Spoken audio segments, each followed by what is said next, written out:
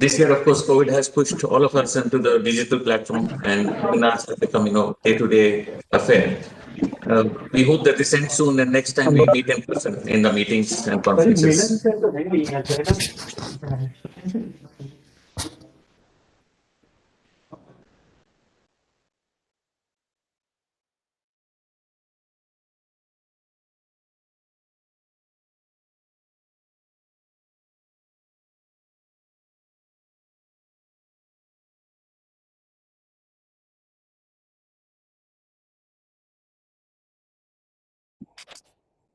Dr. Mahesh, you're muted. We can't hear you.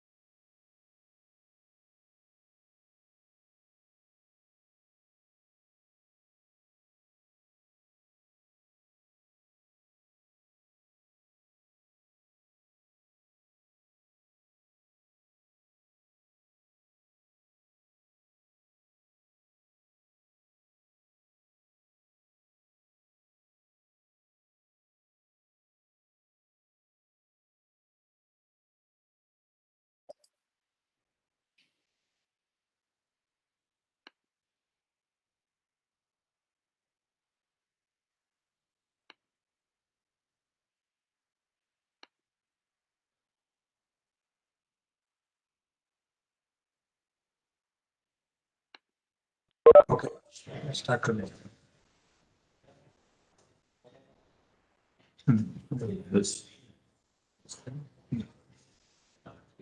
Milan?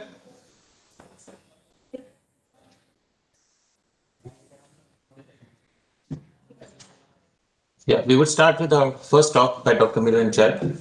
He's an interventional cardiologist at Ahmedabad, and he's also the managing director at Singh's Hospital. He has a major and a great experience in all types of interventions, including pediatric, peripheral, and now is also involved in the heart transplant program. We would like to welcome Dr. Milan Chad to make this presentation on basics of OCT. Swapnil, I think Dr. Milan can start now. I'm connecting with him. Yeah.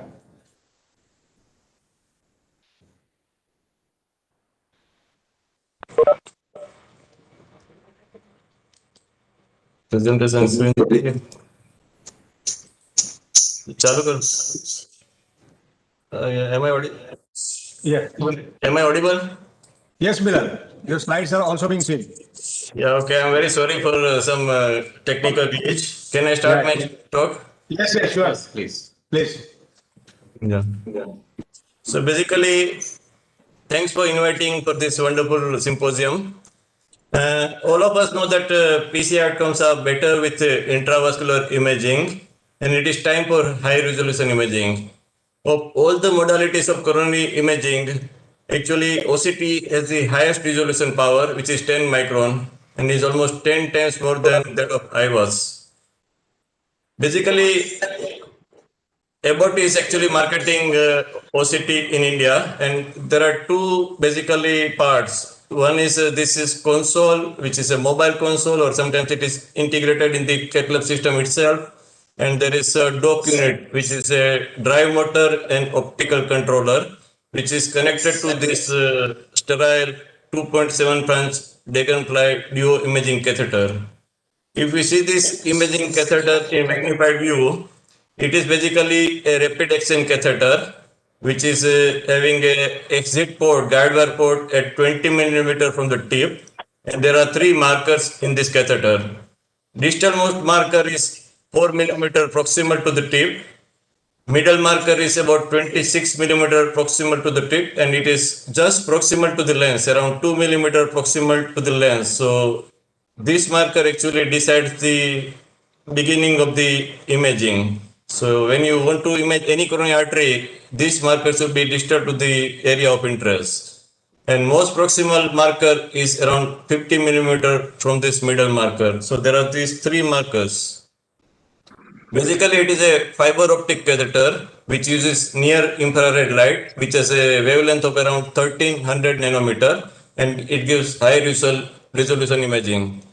This fiber actually rotates during the image acquisition, and the more the frame per millimeter, the higher is the resolution, like this. So basically, it is an invasive procedure. Patient is fully immunized. Target ACT should be more than 250. Your guide catheter should be 6 French or more. Standard workhorse guide wire should be used to pass the OCT catheter. Intracoronary nitroglycerin is usually given to prevent spasm. And target artery size, which we can examine or interrogate, is around more than 2 millimeter, but should be less than 5 millimeter because OCT cannot penetrate beyond 5 millimeter. One should be cautious if patient has severe hemodynamic instability, severe LV dysfunction, renal impairment, if patient has single remaining coronary artery which you want to interrogate, or if patient has contrast, hypersensitivity, you should be cautious. There are basically two types of pullbacks, manual or automatic, but basically there are two types of pullbacks. One is a long survey mode pullback, which scans almost 75 millimeter, which is more commonly used, and it should be the starting mode of the pullback. And another is a high resolution pullback, which is of 54 millimeter, which moves a little bit slowly, and it takes about 10 frames per millimeter, while this takes 5 frames per millimeter.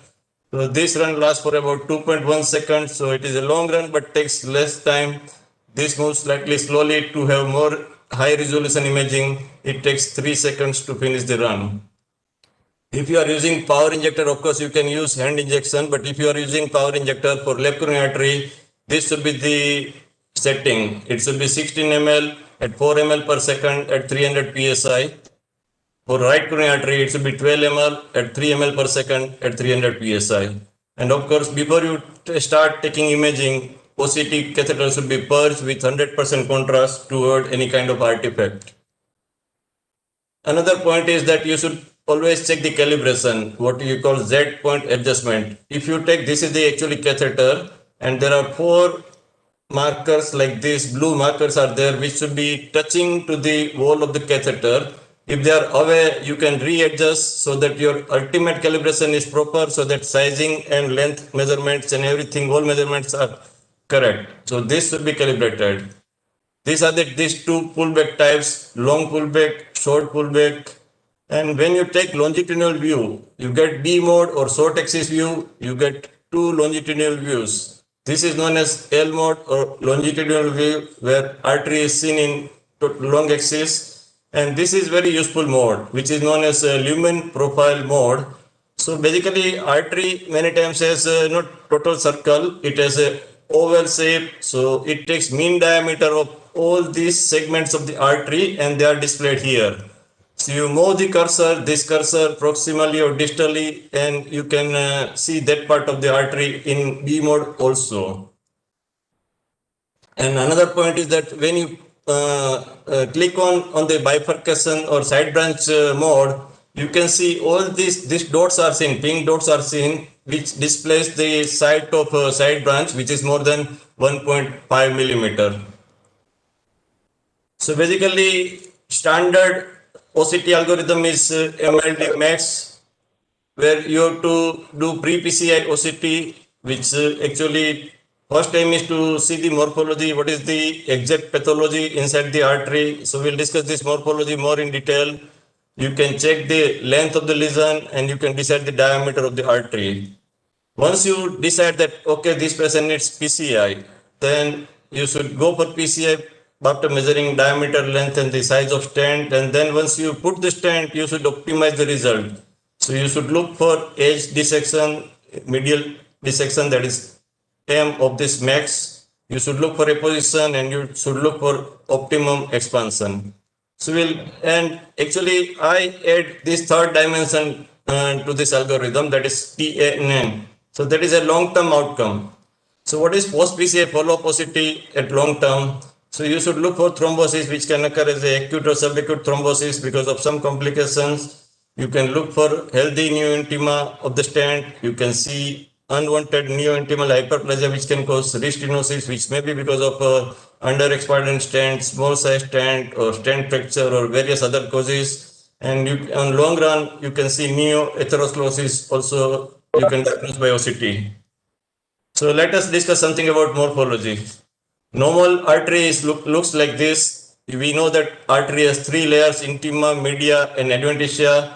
This media is seen as a dark band, intima and adventitia are slightly brighter, and media is actually engulfed by these two elastic lamina, internal elastic lamina and external elastic lamina. So it is a very thin layer, and this is your internal elastic lamina, this is your external elastic lamina. And when we want to measure the artery size diameter wise, we usually take EL to EL as the correct diameter of the artery. Let us define about morphologies. So there are three basic types of morphology. It can be a fibrous plaque, it can be a calcified plaque, or it can be a lipid-rich plaque. What are the characteristics? Fibrous plaque has a very bright visualization. So it has a high backscatter, means whatever light rays are going, they are thrown back with a very bright imaging. So this is known as high backscatter. It has a low attenuation. So all the most of the light rays are actually passed across this fibrous plaque. So you can see the deeper tissue also very nicely. It is homogeneous and it has fine texture. Compared to that, calcified plaque has low backscatter. This is calcium. So it actually is a less bright. So it is signal poor or darker.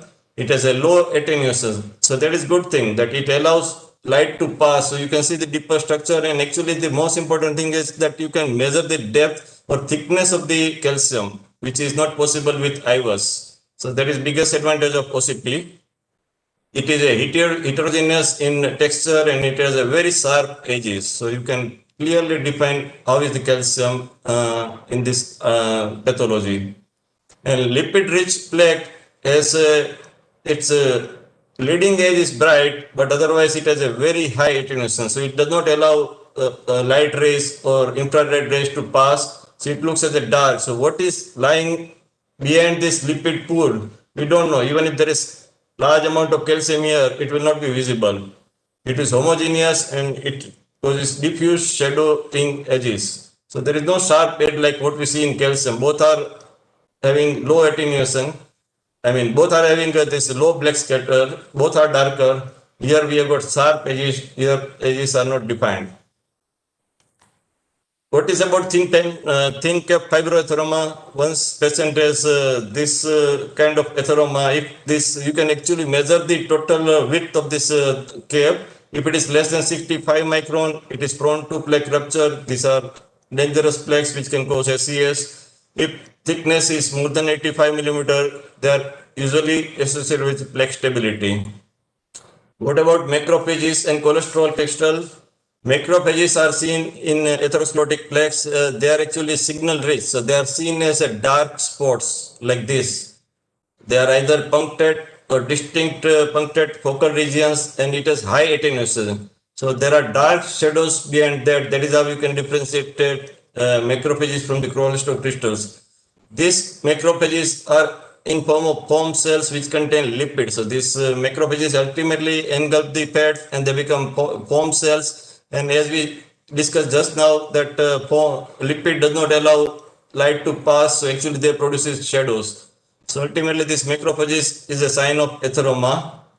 And you can see cholesterol crystal also. So this is cholesterol crystal, which is also a bright thing, high intensity. It is a thin linear is a cholesterol usually associated with fibrous or necrotic core.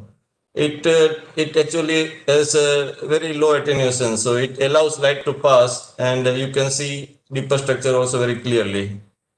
What about microvasculature inside the atheroma? What we call neo-revascularization can be seen as a signal poor voids in the atherosclerotic plaque within the intima. They are sharply defined and represent actually vessels. So these are all microchannels. What about thrombus? Red thrombus is actually having a high backscattering on the leading edge, but it has a very high attenuation power. So it becomes dark as you go deeper and you cannot see anything beyond that. It is either attached to the wall or it can be free floating also. And same way white thrombi, which are platelet-rich thrombi, has less black backscattering, less attenuating, it is a less attenuating mass, so it is homogeneous and it is either attached to the vessel wall or it also can be free-floating. What about plaque rupture and thin cap fibroateroma is prone to rupture, and you can see actually thin cap, intimal tearing or disruption or dissection in the fibrous cap, which you can see like this, and then there can be lipid-rich plaque, or you can see thrombus also. Plaque erosion actually causes platelet aggregation on that, so you can see actually white thrombus, which is an indirect sign of a plaque erosion. So these are the various types of pathology you can see in patient with acute coronary syndrome. You can see a very rich lipid-rich atheroma with thin cap fibroatheroma. You can see plaque rupture. You can see plaque rupture with red thrombus. You can see calcified nodule or calcified superficial calcium with very thin fibrous cap. You can see pool of macrophages, which causes large shadowing because of foam cells, or you can see microvessels. These are all the features of atheroma, which is prone to cause acute coronary syndrome.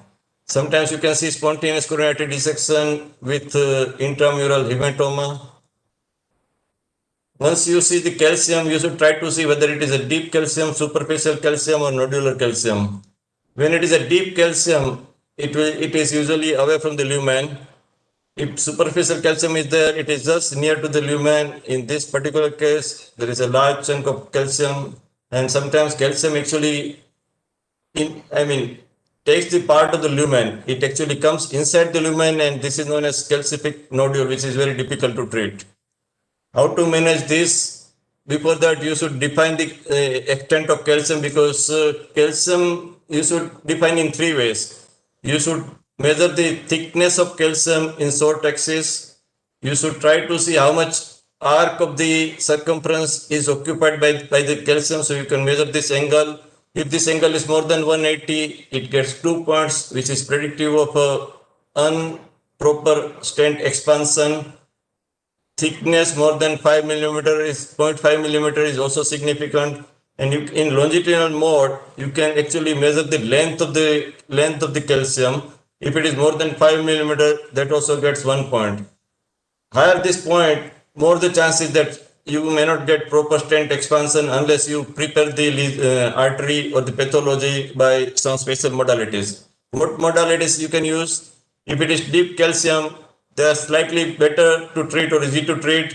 You can use traditional measures like non-compliant balloon or cutting balloon, or even IVL is useful here. If it is superficial calcium or nodular calcium, you have to use atherectomy. Nodular calcium is very difficult to get treated by IVL. Superficial calcium also gives good result with intravascular lithotripsy. That was about morphology, how to decide length of the stent. When you decide that, okay, this lesion is to be treated with stent, what you have to do is look at this longitudinal mode and look at this lumen profile mode. There are two cursors, one is proximal cursor, one is distal cursor. So you move this cursor and you can see the 2D image. Ultimately, your landing zone should be free of excess lipid or excess calcium. So you should avoid lipid and calcium rich plaque to end the stent. So suppose you have decided, okay, this is a large fibrous good area with without any lipid or calcium, you can select this as a proximal part of the stent or proximal edge of the stent. If you go distally, you want to cover this area, everything looks same, but at this particular point, if you see in short axis or 2D mode, B mode, you see that it is a lipid-rich plaque. We don't want to end in lipid-rich plaque. You go slightly distally, maybe 3-4 millimeter more, and then you get good fibrous plaque here. So this is the area which you can decide to end the stent. And actually, computer automatically gives you the stent length. So this is how you decide the stent length. So it is around 28 millimeter here. How to decide about diameter? As we discussed, try to define whether patient has visible external elastic lamina or no. If it is visible, you take diameter of the vessel EL to EL, make two perpendicular measurements and make average of that. You should, if it is visible, stent diameter is decided by OCT measurement of mean EL to EL diameter, and it should be rounded down to nearest stent size. Suppose this comes 3.1 millimeter, you may take 3 millimeter stent. If EL is not visible, if media is not very clear, then you can take internal lumen itself. But when you decide this, take mean of that, and it should be rounded up to the nearest stent size. So basically, this will actually underestimate the true diameter. So suppose this comes say 2.85 as a mean diameter, don't take 2.75 stent, go towards 3 millimeter size stent. So you can upsize the stent if you are measuring from lumen to lumen. What about post PCI optimization? Always look for edge dissection. How to define significant dissection? Small intimal tear is acceptable, but if this dissection angle is more than 90-degree arc, if dissection flap occupies 90-degree arc, or if it is 2 millimeter in length in longitudinal view, then it is and if it penetrates the medial layer, then it is a significant dissection and it usually needs another stent. But in this particular example, this angle, this is how you measure the angle. This occupies almost more than 90 degree. It is almost 127-degree angle here. So it is clearly significant. And on longitudinal mode, it occupies almost 6.2 millimeter length. So it is clearly more than 2 millimeter. So this flap cannot be left alone. You have to put another stent at the edge. What about apposition? Malapposition is defined as if this stent is away from the intima by 300 micron, and on longitudinal mode, if this malapposition is for more than 3 millimeter, then it is significant malapposition. How you can identify the malapposition easily on the OCT screen? You just switch on this apposition mode. This is white line is there between lumen profile mode and longitudinal mode. If you switch on the apposition mode light, then white suggests that there is good apposition, red suggests that you can actually define this color, red suggests that it is more than 300 micron away from the intima. So apposition indication bar should be switched on. You see this bar as a red, white or yellow. L mode, in that you just switch on the rendered stent, so stent is visible. If it is white, that means apposition is good. If it is red, that means apposition is not good. There is more than 300 micron away. You have to take care of this. In cross-sectional view, you can see as a dots. Again, you can measure this length, more than 300, significant. Here you can measure this length, which is more than 3 millimeter, significant.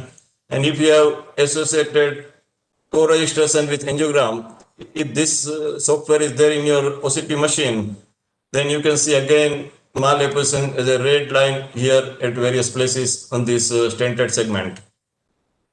And what about expansion? Again, machine automatically calculates minimal stent area, or in previous generation machine, it gives minimal lumen area, which ultimately will give you area stenosis. So in this particular example, at this point, stent is fully expanded. At this point, stent is fully expanded. But in the center, there is clearly less expansion. Computer gives you exact area of stenosis. Indirectly, it gives 61% expansion is there, which is quite unacceptable. Optimum expansion should be 90% or more. Up to 80%, in spite of our aim is to have 90% expansion, but if and then to do that, you have to have non-compliant balloon at high pressure. In this particular example, artery is 3.4. You can take 3.5 millimeter balloon and go to 20-25 millimeter atmosphere pressure to have expansion, adequate expansion. If you cannot make it up to 80% is still acceptable. If it is less than 80%, you should vigorously do something to have full expansion. Otherwise, long-term MACE is not good. What about follow-up? As I told you that you can get TNN, you can see thrombus in the stent during acute or subacute phase. This is covered stent. Nice thin layer is there along the stent studs. This is what we want. This is our aim. You can have uncovered stent if it is there like this after say 3 to 6 months or more. Then that means this patient is prone to stent thrombosis if these antiplatelets are stopped. So this is slightly worrisome, at least if it is seen after 6 months. You can have neointimal hyperplasia of variable degree, which will cause variable degree of instant restenosis. You can have, after 1 year, you can have neoatherosclerosis also. You can see large lipid pool inside the stent, which is not a good sign. And sometimes you can see even calcium in this neoatherosclerotic plaque. So OCT can give you a lot of information in follow-up also. This is physiological, which is what we want, but these are all pathologies which we want to avoid.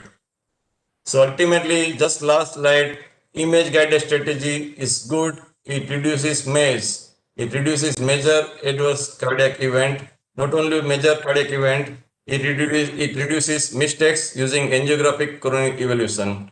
So try to use OCT as and when indicated. Cost is the major factor in India, but sometimes it can save patient's life. So I'll recommend that it should be used more frequently. It doesn't take much time.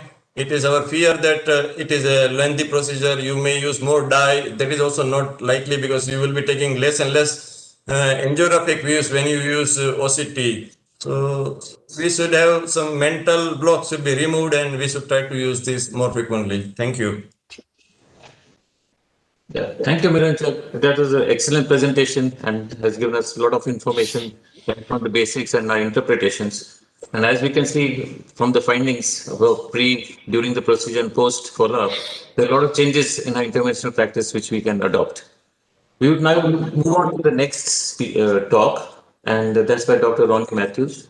First of all, we'd like to congratulate Dr. Matthew for his eye optical study. And we'll move on and we'll request Dr. Ronnie Matthews to give his talk. Yeah, thank you, Dr. Mahesh and Dr. Parvinder. Yes, welcome.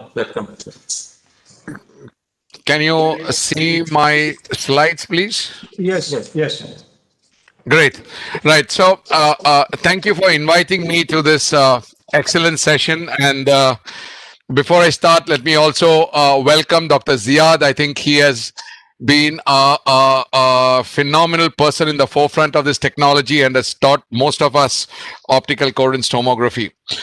So it's a privilege for me to present this eye optical study on behalf of our investigators. And this was presented recently at the TCT. So this is my financial disclosures. Now, basically the objective of eye optical was based on what Milan said, that we have a lot of data.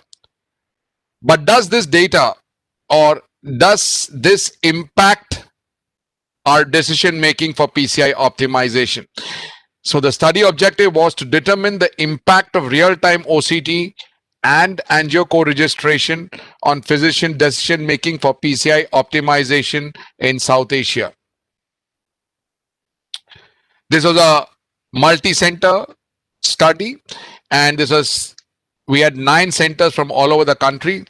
We were very happy about that, and these centers were chosen because they were high volume and they had adequate expertise in OCT. We had Dr. Tejas Patel from Ahmedabad, Dr. Hiramat from Pune, Dr. Samuel Matthew from Mumbai, Dr. Balbir Singh from the Medanta Hospital, Dr. Shengetwelu from Chennai, Dr. Viveka Kumar from Delhi, Professor Fazila from Dhaka, and Dr. Shivakumar from Meenakshi Mission.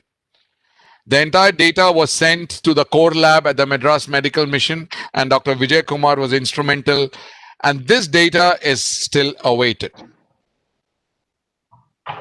The primary objective of this trial was to assess the change in treatment strategy with OCT and ACR, primarily during pre-PCI and post-PCI. Pre-PCI, the variables studied was whether OCT determined a further need for lesion preparation, or whether based on OCT there was a change in the intended stent length and diameter, a change in the device landing zone, or whether there was a change in the stenting strategy. And post-PCI, the variables were the identification of stent malapposition, edge dissections, under expansion, plaque prolapse, or an incomplete lesion coverage that necessitated a further intervention. The secondary objectives were the angiographic success and the procedural success are MACE at 6 months and 1 year. This is still awaited. And the cath lab metrics, which are the time utilized for OCT and the contrast volume. We had a very interesting study flow. And I'm going to go through this. So first, and based on the angiogram, as you see here, the physician was asked to define a PCI strategy based on the variables that I just discussed. Now, once he did this angiogram, OCT was performed. And with the additional information from the OCT, a need for change in strategy was documented. As I discussed, this was a further need for lesion preparation, or based on OCT, whether there was a change in the intended stent length or diameter, or there was a change in the landing zone, or whether there was a change in stenting strategy. At this point, the angio co-registration was applied, and a need for further change in strategy was noted. Now, based on this final parameters, the PCI was performed. And once PCI was performed, the OCT was redone, and a need for PCI optimization was documented based on the findings of either malapposition, under expansion, dissection, or a prolapse, as I mentioned earlier. ACR was again applied, and whether a further need for optimization was again documented. So this was the basic study flow where the physician would do the angiogram and document at every step during the procedure until he completed the procedure. And all these DICOM images and OCT runs were sent to the co-lab for each case for analysis. We enrolled 500 patients from November 2018. That was when the study officially started, to March 2020. And that was when we were forced to wind it up because of the COVID pandemic from 9 sites across India and Bangladesh. We had to exclude 28 patients from the primary endpoint analysis due to inadequate imaging.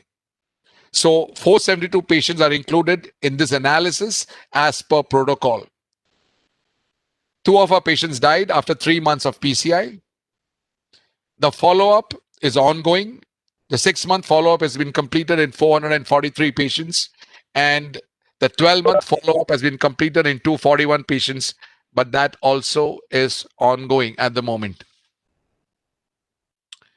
If you look at the baseline characteristics, interestingly, there was diabetes in 51% of patients, hypertension in 57%, and a recent unstable angina or STEMI or non-STEMI in nearly 60% of patients.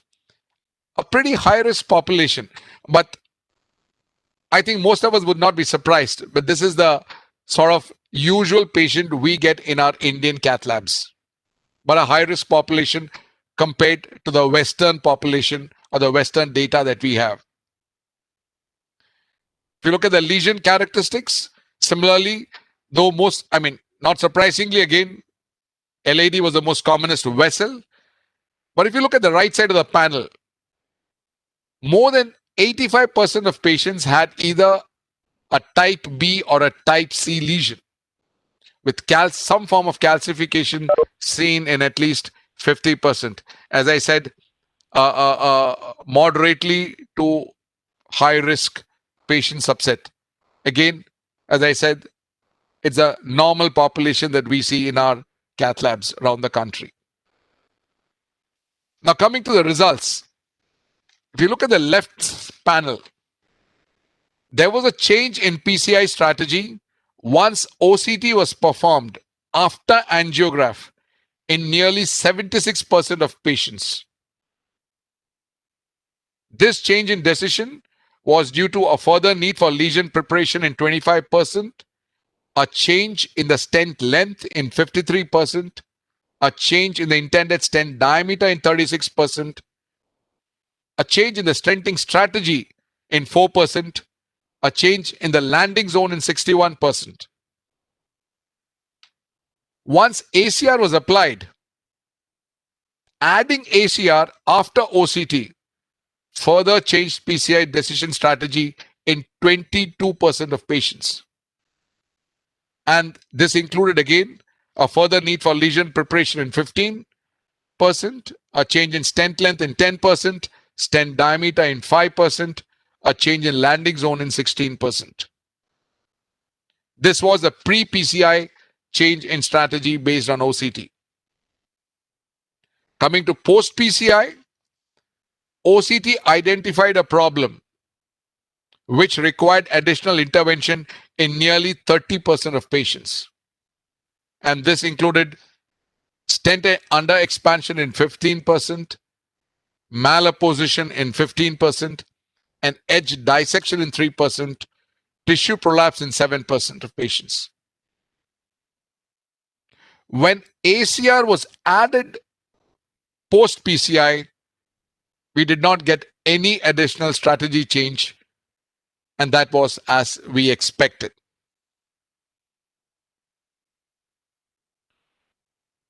Secondary endpoints, the time for conduct of OCT and ACR, pre-procedure, the time was average of 6.6%, post-procedure was 10.7%, and this increased post-procedure was primarily because of a need for a second OCT when we identified a problem, because a second OCT needed to be done post-procedure to confirm that the problem was sorted out, like a dissection was well covered, etc.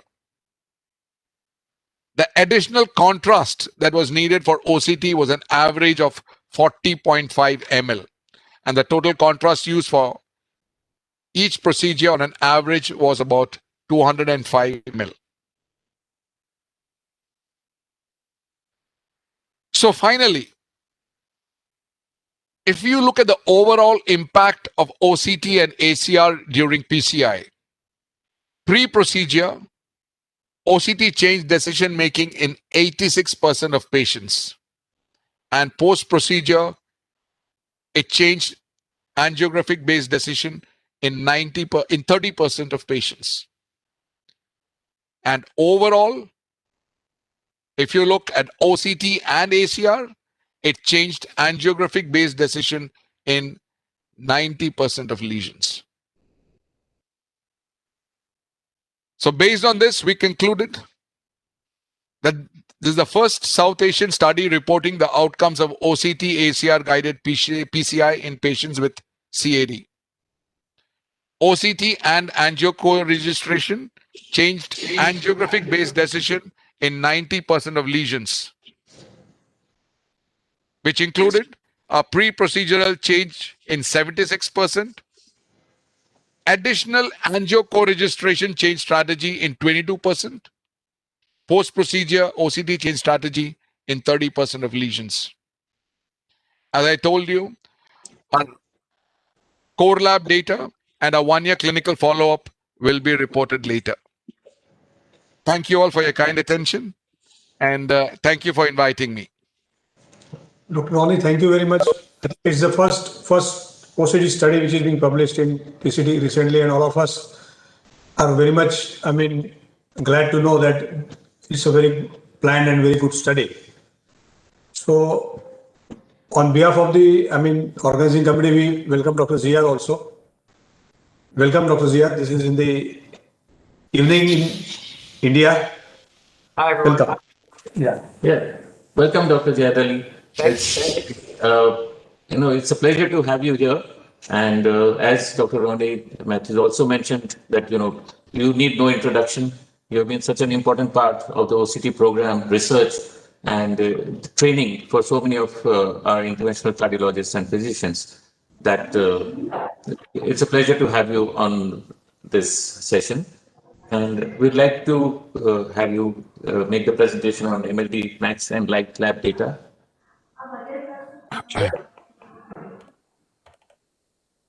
तेरी दवा को करिए बराबर Are you guys able to see my screen all right? Yes, Yes, yes, we sir. can. Okay, excellent. So first of all, and you can hear me all right as well? Yes, yes. Okay, so welcome from New York. It's a nice morning. My kids are still sleeping, so I have a little bit of time. So I want to say hello to everyone.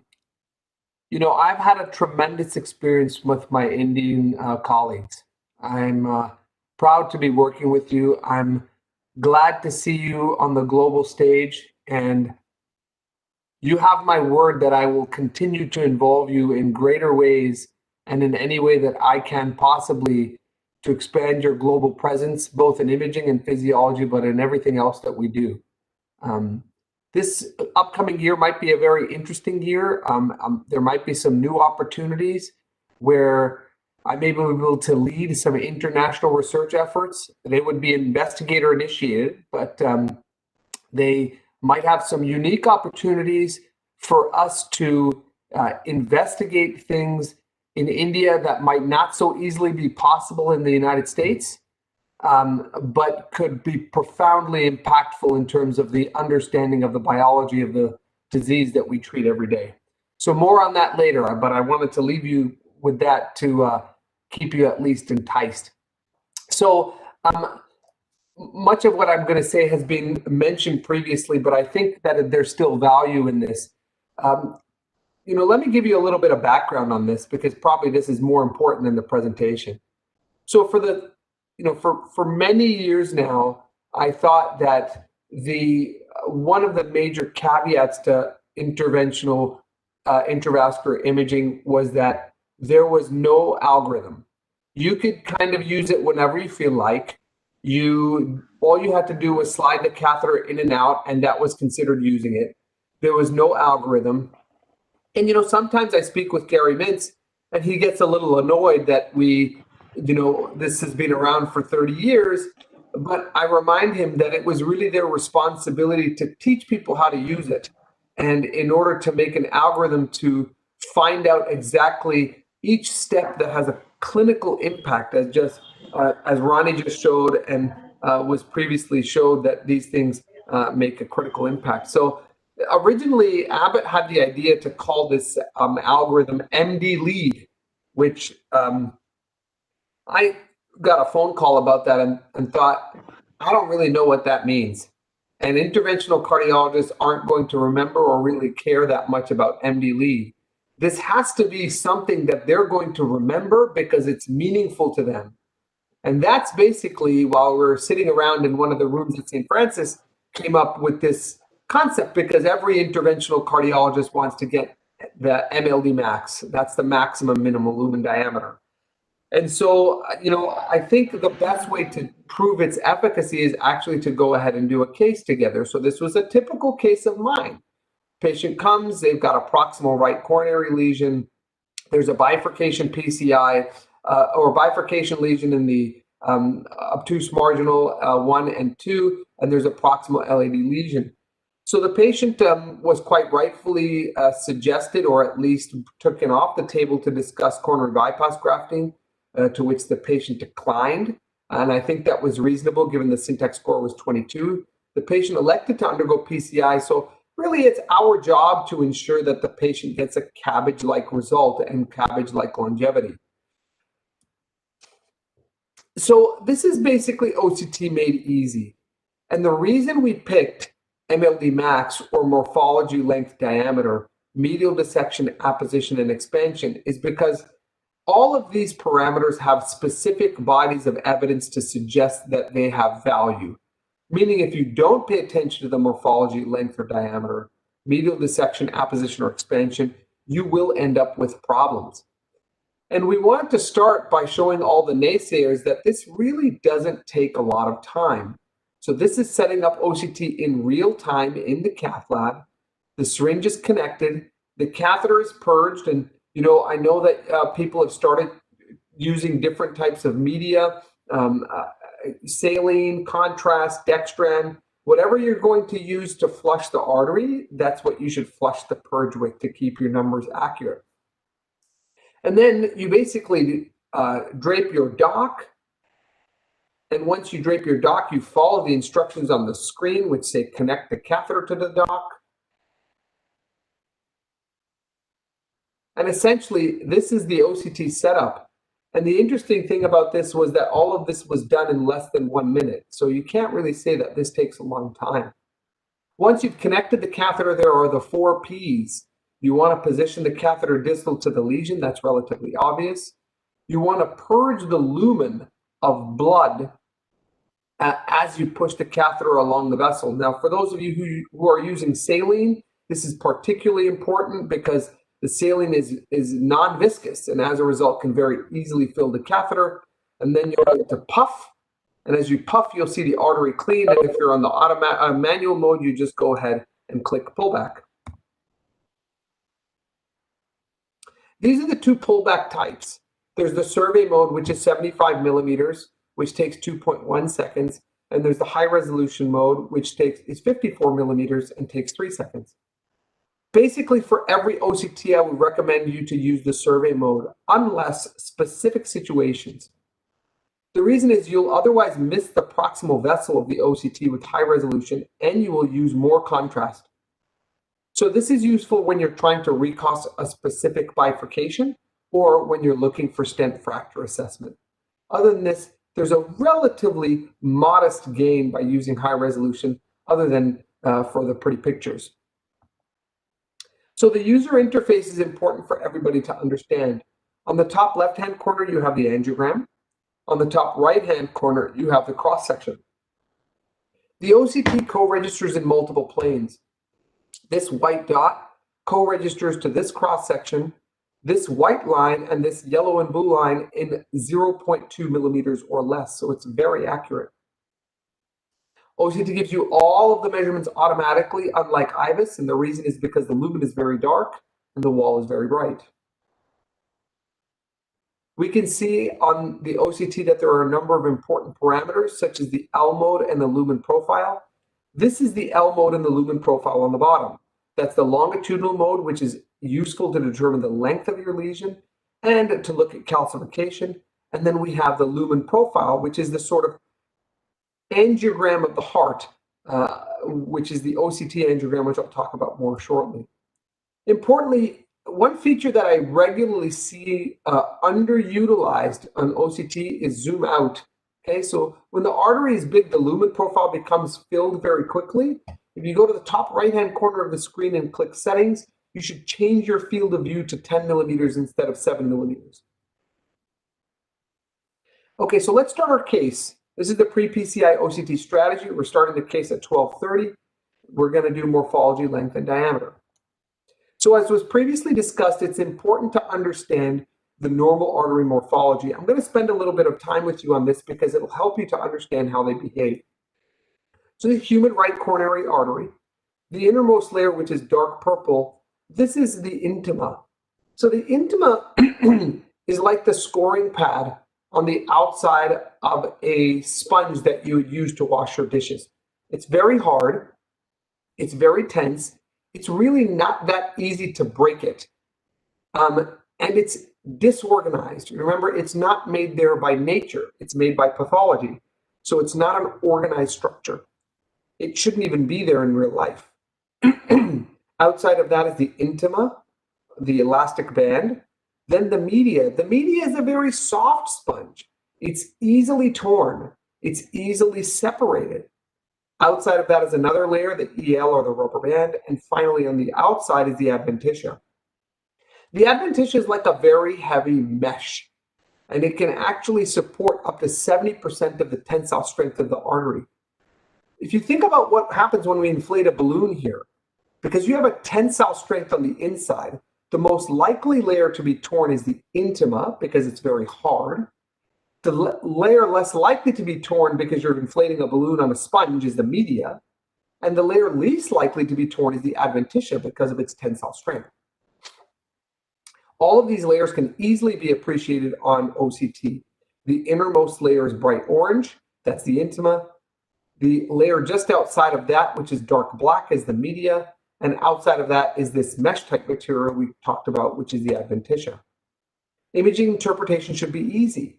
If you can see the rope or the mesh all the way around the artery, you can see the external elastic lamina, the media, and the adventitia, the artery is either normal or fibrous. And that's important because if you land your stent into normal or fibrous plaque, no bad things will happen. If you see a signal change anywhere within the lumen or the wall, whatever quadrant, whatever arc it is, there is pathology. If it's in the lumen and it's high attenuation, it's red thrombus. If it's low attenuation, meaning the light is refracted, it's white thrombus. If there's a change in the wall and it's high attenuation, meaning all the light is absorbed, it's lipid. And if it's low attenuation, meaning the light is refracted or reflected, it's calcium. If you're not sure if something is low or high attenuation, you ask yourself, is there a sharp outline and could I use a pen to draw an outline around the signal? Let's spend a few minutes on the concept of refraction because it's important. If you were to take this experiment where you had a flashlight and two bowling balls, one was black, the other was crystal. If you shine a light onto this black ball, you won't see any light behind it. It will create a complete shadow. That's high attenuation. When you do the same thing with a crystal bowling ball, of course, the light will hit the crystal ball and then refract. You'll be able to see behind it, and it will create what looks like a rainbow. That is low attenuation. When the artery is normal and you're able to see the media and the adventitia all the way around the artery, there is no refraction of light. Similarly, even though there's a plaque here, which is fibrous tissue at 9 o'clock, you see that there's no refraction of light and you're able to delineate all structures of the coronary artery very easily. But here from 9 till 12 o'clock, you see that the light is being absorbed. And that means that our black bowling ball is floating in the artery wall. And that high attenuation is indeed lipid. When you have the same finding in the top right-hand corner here, from 12 o'clock to 3 o'clock, you see that the light is hitting a structure, however, afterwards it's refracting. The light is actually moving away and creating a rainbow behind. This is low attenuation, and this is calcium. When you have a signal change that's in the lumen, that's high attenuation, that's red thrombus, the black ball. And when you have something that's in the lumen that's floating and you can see behind it, this is white or crystal ball, and that's white thrombus. The only reason this matters from a practical purpose is because you need to identify calcification. Now, something that's interesting is if you want to be judicious or cost effective, it's really the severe calcification which impacts stent expansion angiographically. So only in the presence, you could make an argument that only in the presence of any angiographically visible calcification is your stent expansion going to be impacted by intravascular imaging. That doesn't mean that you won't end up with a medial dissection or with a confirmation of your stent expansion, but morphological parameters that impact your stent expansion include moderate to severe and severe calcification. And this will help you to determine what your lesion preparation strategy should be. This was shown earlier, a paper that we published in 2018 in Eurointervention, which basically shows three simple things. If you have a calcium thickness that's more than 0.5 millimeter, that it's 5 millimeters long and 50% of the vessel arc, in that situation, the stent will not expand and adjuvant therapies are likely required. Here's an example of a patient with a calcium score of 4. So high, it's more than 0.5 millimeter, more than 5 millimeters in length, and more than 50% of the arc. We do atherectomy. This reduces the thickness. Predictably, due to the wire bias of the OCT catheter, the balloon fractures this calcium, and then you can lead to a much larger stent expansion. Now, here's how you look at morphology. You basically grab your marker and scroll through the artery. This doesn't need to be a PhD. It needs to be a perusal. And only in the situation where you see dense calcium should you study it further. But a quick perusal is all that's required to determine if you have more than 180 degrees, more than 0.5 millimeter, and greater than 5 millimeters. So in less than 10 seconds, I already know in this vessel, I do not need any further lesion preparation. What about length? Well, normally we identify the landing zones by the angiogram, but we have even a much more sophisticated angiogram than the angiogram itself. One that's been flattened out for us, like a multiplanar reconstruction in a CT, and one that actually takes into account the three-dimensional nature of the angiogram and squashes it into a 2D structure for us. So this is the best angiogram you can get for your dollar or your rupee. And so what you'll end up seeing is that we mark just like an angiogram, distally at an area that's fat, somewhere we would land based on the angio. And then we look at this cross-section to see if it's normal. And in this situation, it's perfect. We do the same thing in the proximal segment. But the advantage compared to the angiogram is we get to look at the artery. And here, despite the fact that there's plaque, this is actually the most normal segment at the proximal stent edge. Now, the lesion length here is 35.2 millimeters. So we don't have a 35.2 millimeter stent. But by very simply adjusting the more normal side, which in this case is the distal side because the proximal is diseased, we can perform precision PCI.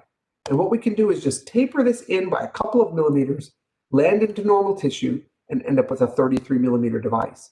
This type of precision is what is likely to pay benefits in the long run and is being tested in the Lumion 4. How do you do this? You scroll into the lesion, you scroll out of the lesion until you see a normal segment where you would land, and you mark it. You scroll into the lesion and out of the lesion until you find the most normal segment. Now here you have a lot of disease. So what you're looking for is the fattest but most normal segment. The lesion length is 35.2 millimeters. So by pulling this into 33 millimeters, we now are ready for a precision PCI. What about diameter? Well, we mentioned this before, but we have to consider the distal and proximal stents edges differently because the artery is, of course, a tapering vessel.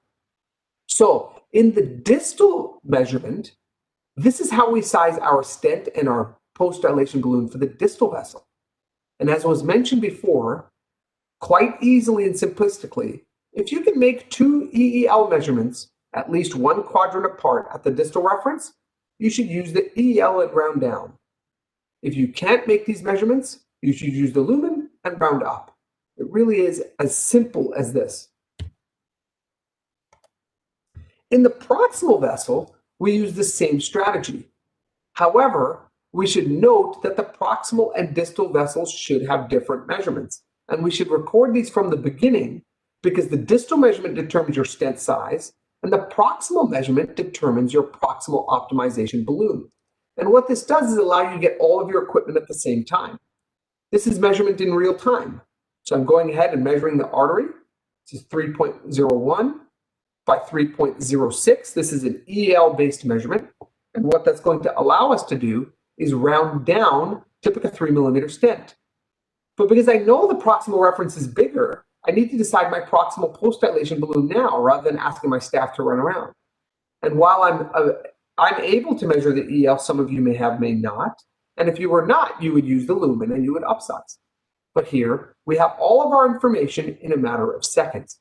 So to summarize the distal reference, the mean is 3.04. We round down to a 3 millimeter stent. Proximally, we use a 4.36 millimeter EL or a 3.02 millimeter mean lumen diameter. And whether you use the EL and round down, which would be 4 millimeters, or use the lumen and round up at 3.5 millimeters, depends on your comfort with the ability to detect these morphologies. We just published in the European Heart Journal Cardiovascular Imaging that the mean difference between the lumen and the EL in the distal reference is 0.63 millimeters, and at the proximal reference, 0.97 millimeters. So you can understand there's a systematic difference between the EL-based stenting and lumen-based stenting. So what are we going to do? We know we need a 33 millimeter length. We know we need a 3 millimeter device.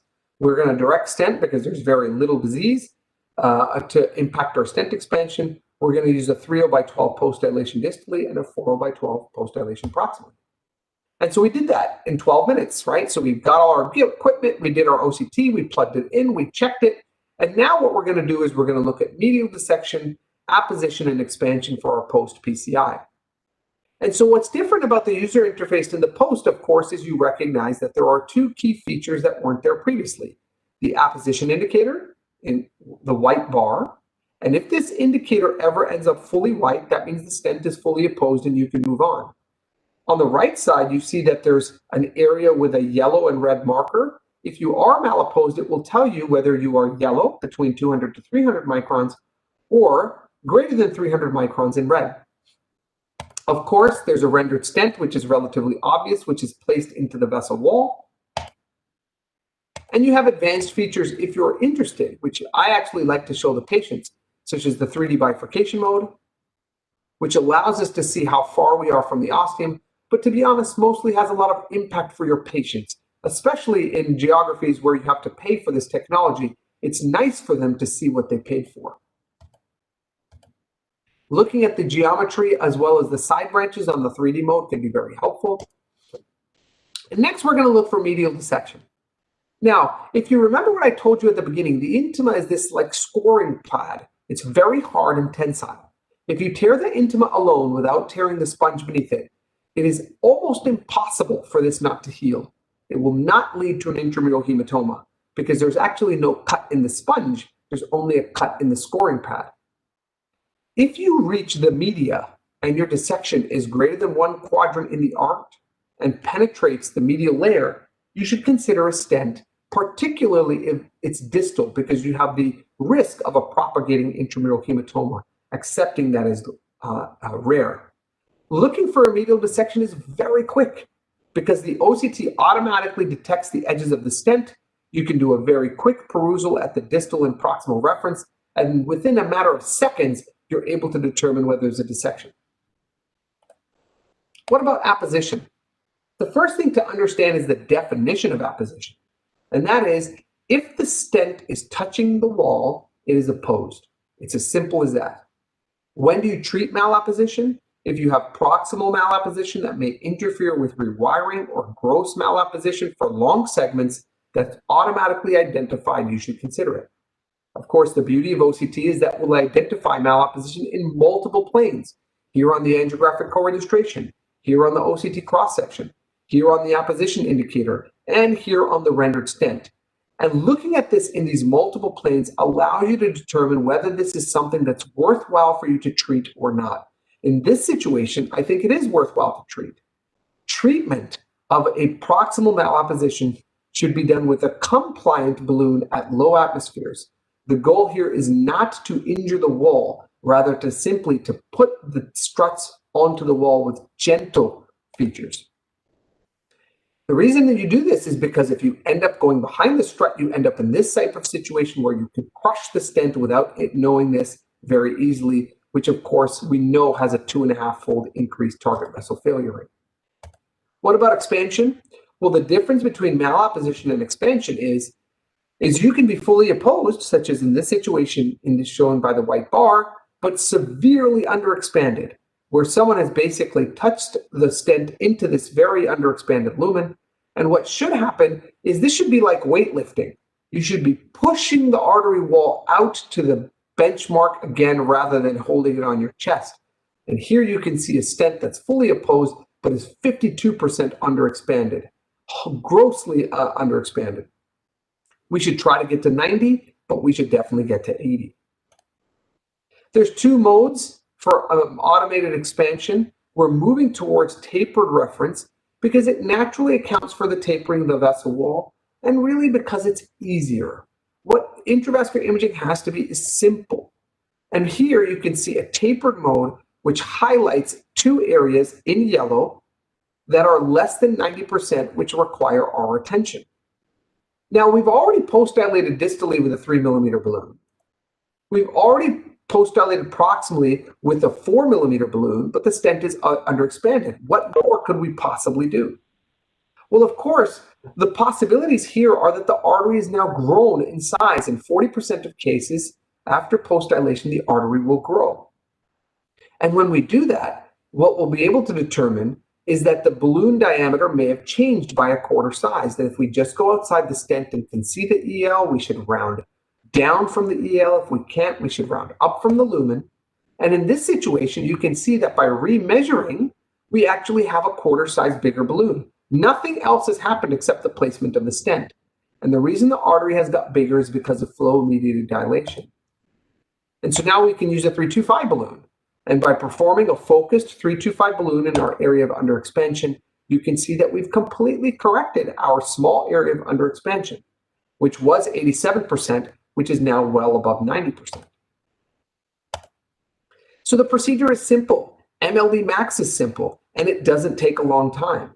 In 25 minutes, we performed our PCI from beginning to end and have absolute precision, confirming a morphology-guided approach, having a tailor-made length and diameter, and ensuring that we don't have a medial dissection, malapposition, or poor expansion, which impact long-term clinical outcomes.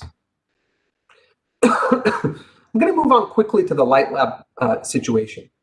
So the concept here, of course, is that PCI complexity is increasing, and we have a greater number of angiographic views to get a true sense of the vessel. Well, we can get all of this by OCT. And there is emerging evidence for the benefits of OCT. This is just one of them. This is the Pan-London OCT registry, which was published by Dan Jones and colleagues, which showed that if you use an OCT-guided approach, you simply have a better long-term outcome compared to even IVUS or angioguidance. The vision of the Light Lab was to improve PCI cath lab workflow, safety, and efficiency via standardized use of the full range of information by OCT. And the scope was to deploy dedicated field engineers who really understood this to impact the OCT workflow in these 12 centers. These were the centers that were actually selected.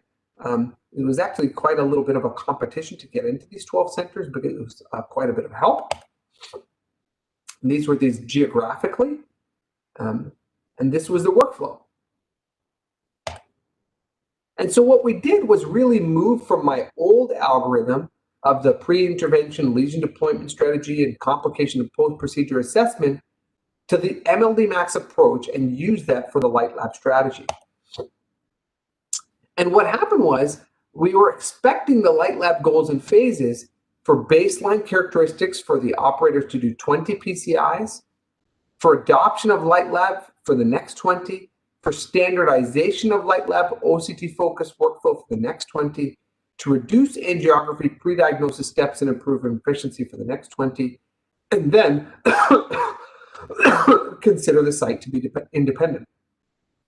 And this is essentially what happened. Out of 2,200 procedures, about 652 lesions actually ended up in the Light Lab workflow. You can see this is contemporary, about 62% radially performed, 10% multi-vessel, 6% STEMI. The vast majority of the work was performed in the LAD and the RCA. Some complex lesion was type B and C, 18% in-stent restenosis, lots of long lesions, and some bifurcations and osteo lesions as well. And this is the data. The data shows overall that OCT impacted the clinical decision-making in 88% of lesions. And what's very interesting is, as you know, the vast majority of operators around the world have been using intravascular imaging post-PCI to determine whether or not they've done a good job or whether there might be a dissection. But the vast majority of the impact of the OCT is actually pre-PCI. And here, 83% of operators changed their approach from the pre-PCI compared to the post. The type of things that we saw, as mentioned by Ronnie in the optical study, lesion evaluation, understanding that the lesion morphology might require a different lesion preparation strategy, vessel preparation strategy. And then post-PCI, under expansion, very, very common and probably the most important long-term predictor of PCI.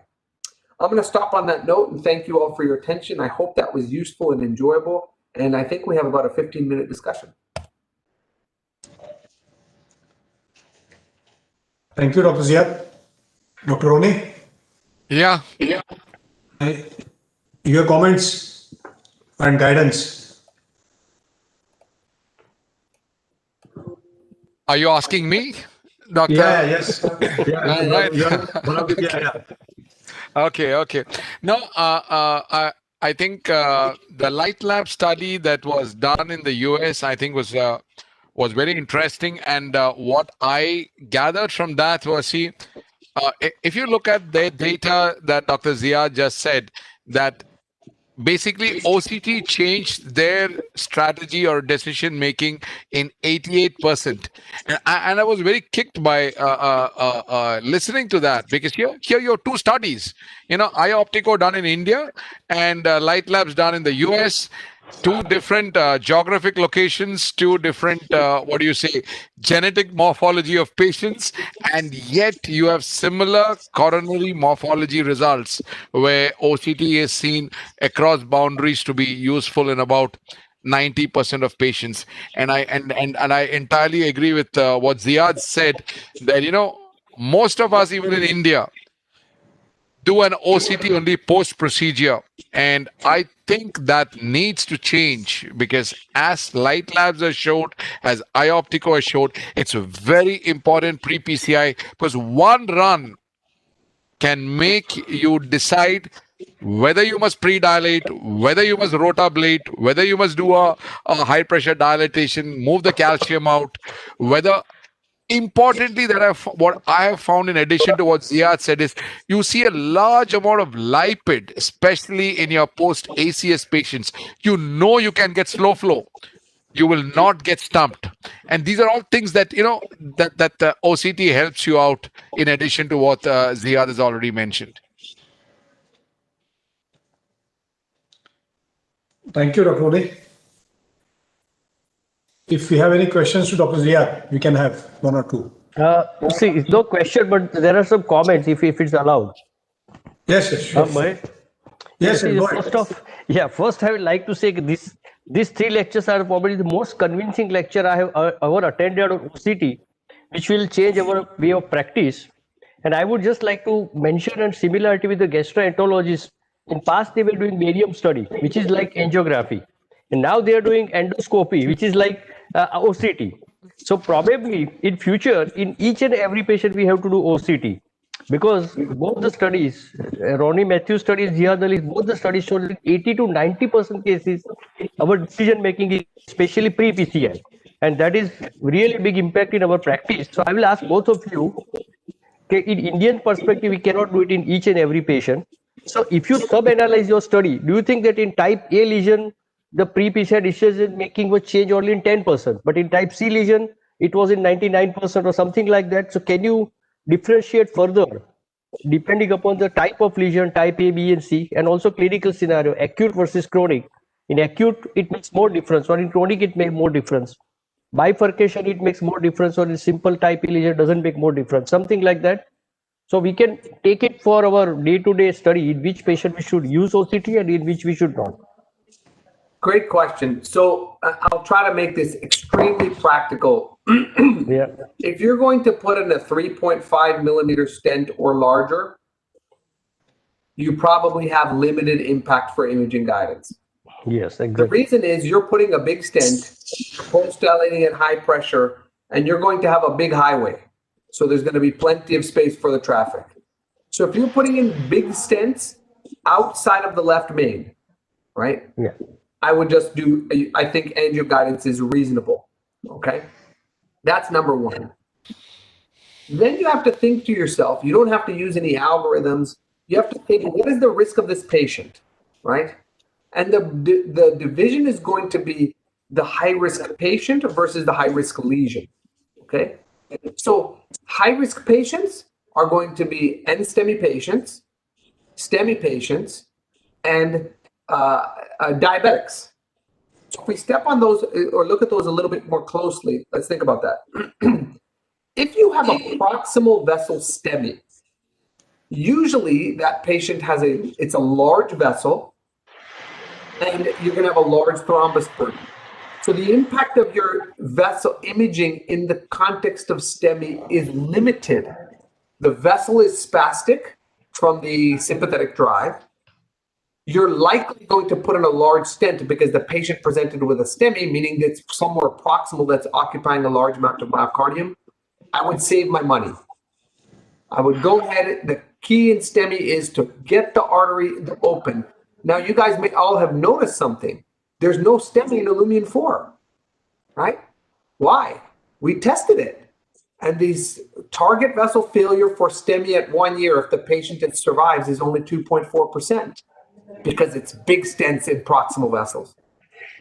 But in diabetics and STEMI, which really is a characteristic for diffuse disease, in those patients, you're going to likely have a greater benefit. And then in your high-risk lesions, bifurcations, left main, multivessel PCI, long lesions, chronic total occlusions, and severe calcification, that's where you receive the benefit of the OCT. And rather than just tell you my opinion, if we look at the numbers, the number needed to treat for you to get a benefit for all comers from an imaging guided approach is over 100. So that's a lot, right? But the number needed to treat if you include only high-risk patients, the ones I mentioned, is 1 in 35. And so that's better than statins, beta blockers, PCSK9 inhibitors, you name it. And it's one cost once. So, we all give dua to our patients for their whole life. Dua khate jao. They just have it for their whole life, right? But they take it without a problem. So on the same token, if you tell them, look, this is a one-time cost that's going to impact on the long term, that's where I think the benefit is from a cost perspective in the Indian market. And see, another thing I've seen in one of the presentation, that whenever a patient comes with acute coronary syndrome, there is total occlusion. We usually put stent around that total occlusion if you don't find any lesion. But someone showed just few days ago, the total occlusion of LED was in mid portion, and that is where they were thinking of putting a stent. But after thrombosuction, they did the OCT, and they realized the mid LED had only thrombus and no lesion, and it actually proximal artery, which is plaque rupture, which was not seen in conventional angiography. So stent was put proximally and not in mid portion, which I would have done otherwise. So what would you consider your suggestion in this type of situation? So first of all, that is not an uncommon phenomenon, right? We have a rudimentary understanding of thrombus. Why would the thrombus necessarily stick to the place of the plaque rupture? Easily the thrombus can embolize, and this happens probably more common than not. But I have to say, in all my experience in the core lab, the frequency of that it's uncommon. It's not rare. And again, I think the value of that is dependent upon the size of stent that you're going to put, right? So, if we want to be controversial, if you have a plaque rupture in the proximal LAD and the thrombus has already embolized, and now the minimal lumen area in that section is going to be 7, what's the chance of it closing down now that you're going to start the patient on dual antiplatelet therapy? Sure. But that's the type of things that we can investigate together in India, right? You have many STEMI patients who can't afford a stent, right? You have many STEMI patients who can have an angiogram. They might be able to have, so there are many ways for us as a group to think about potential studies which we can collaborate on and really answer some of these questions that you have brought up. Quite rightfully, we don't know what to do. What is the true frequency of that? We don't know. Can I ask a question? Yes. Hello? Yes, Dr. Ramakrishnan. Yeah, to Dr. Ziad, it was a wonderful MLD Max lecture, which gave an idea about how to optimize. We have actually, you mentioned about the expansion percentage and then how to optimize it by using the appropriate compliant or non-compliant balloon depending on the situations. We had a couple of patients wherein we have measured the external EEL to EL and used appropriate balloon, but still we couldn't get more than 85%. So what do we have that kind of a situation? Okay, so this is a critically important point. So to summarize in one simple word, from your post-PCI OCT, you get one chance to optimize. That's all you're allowed.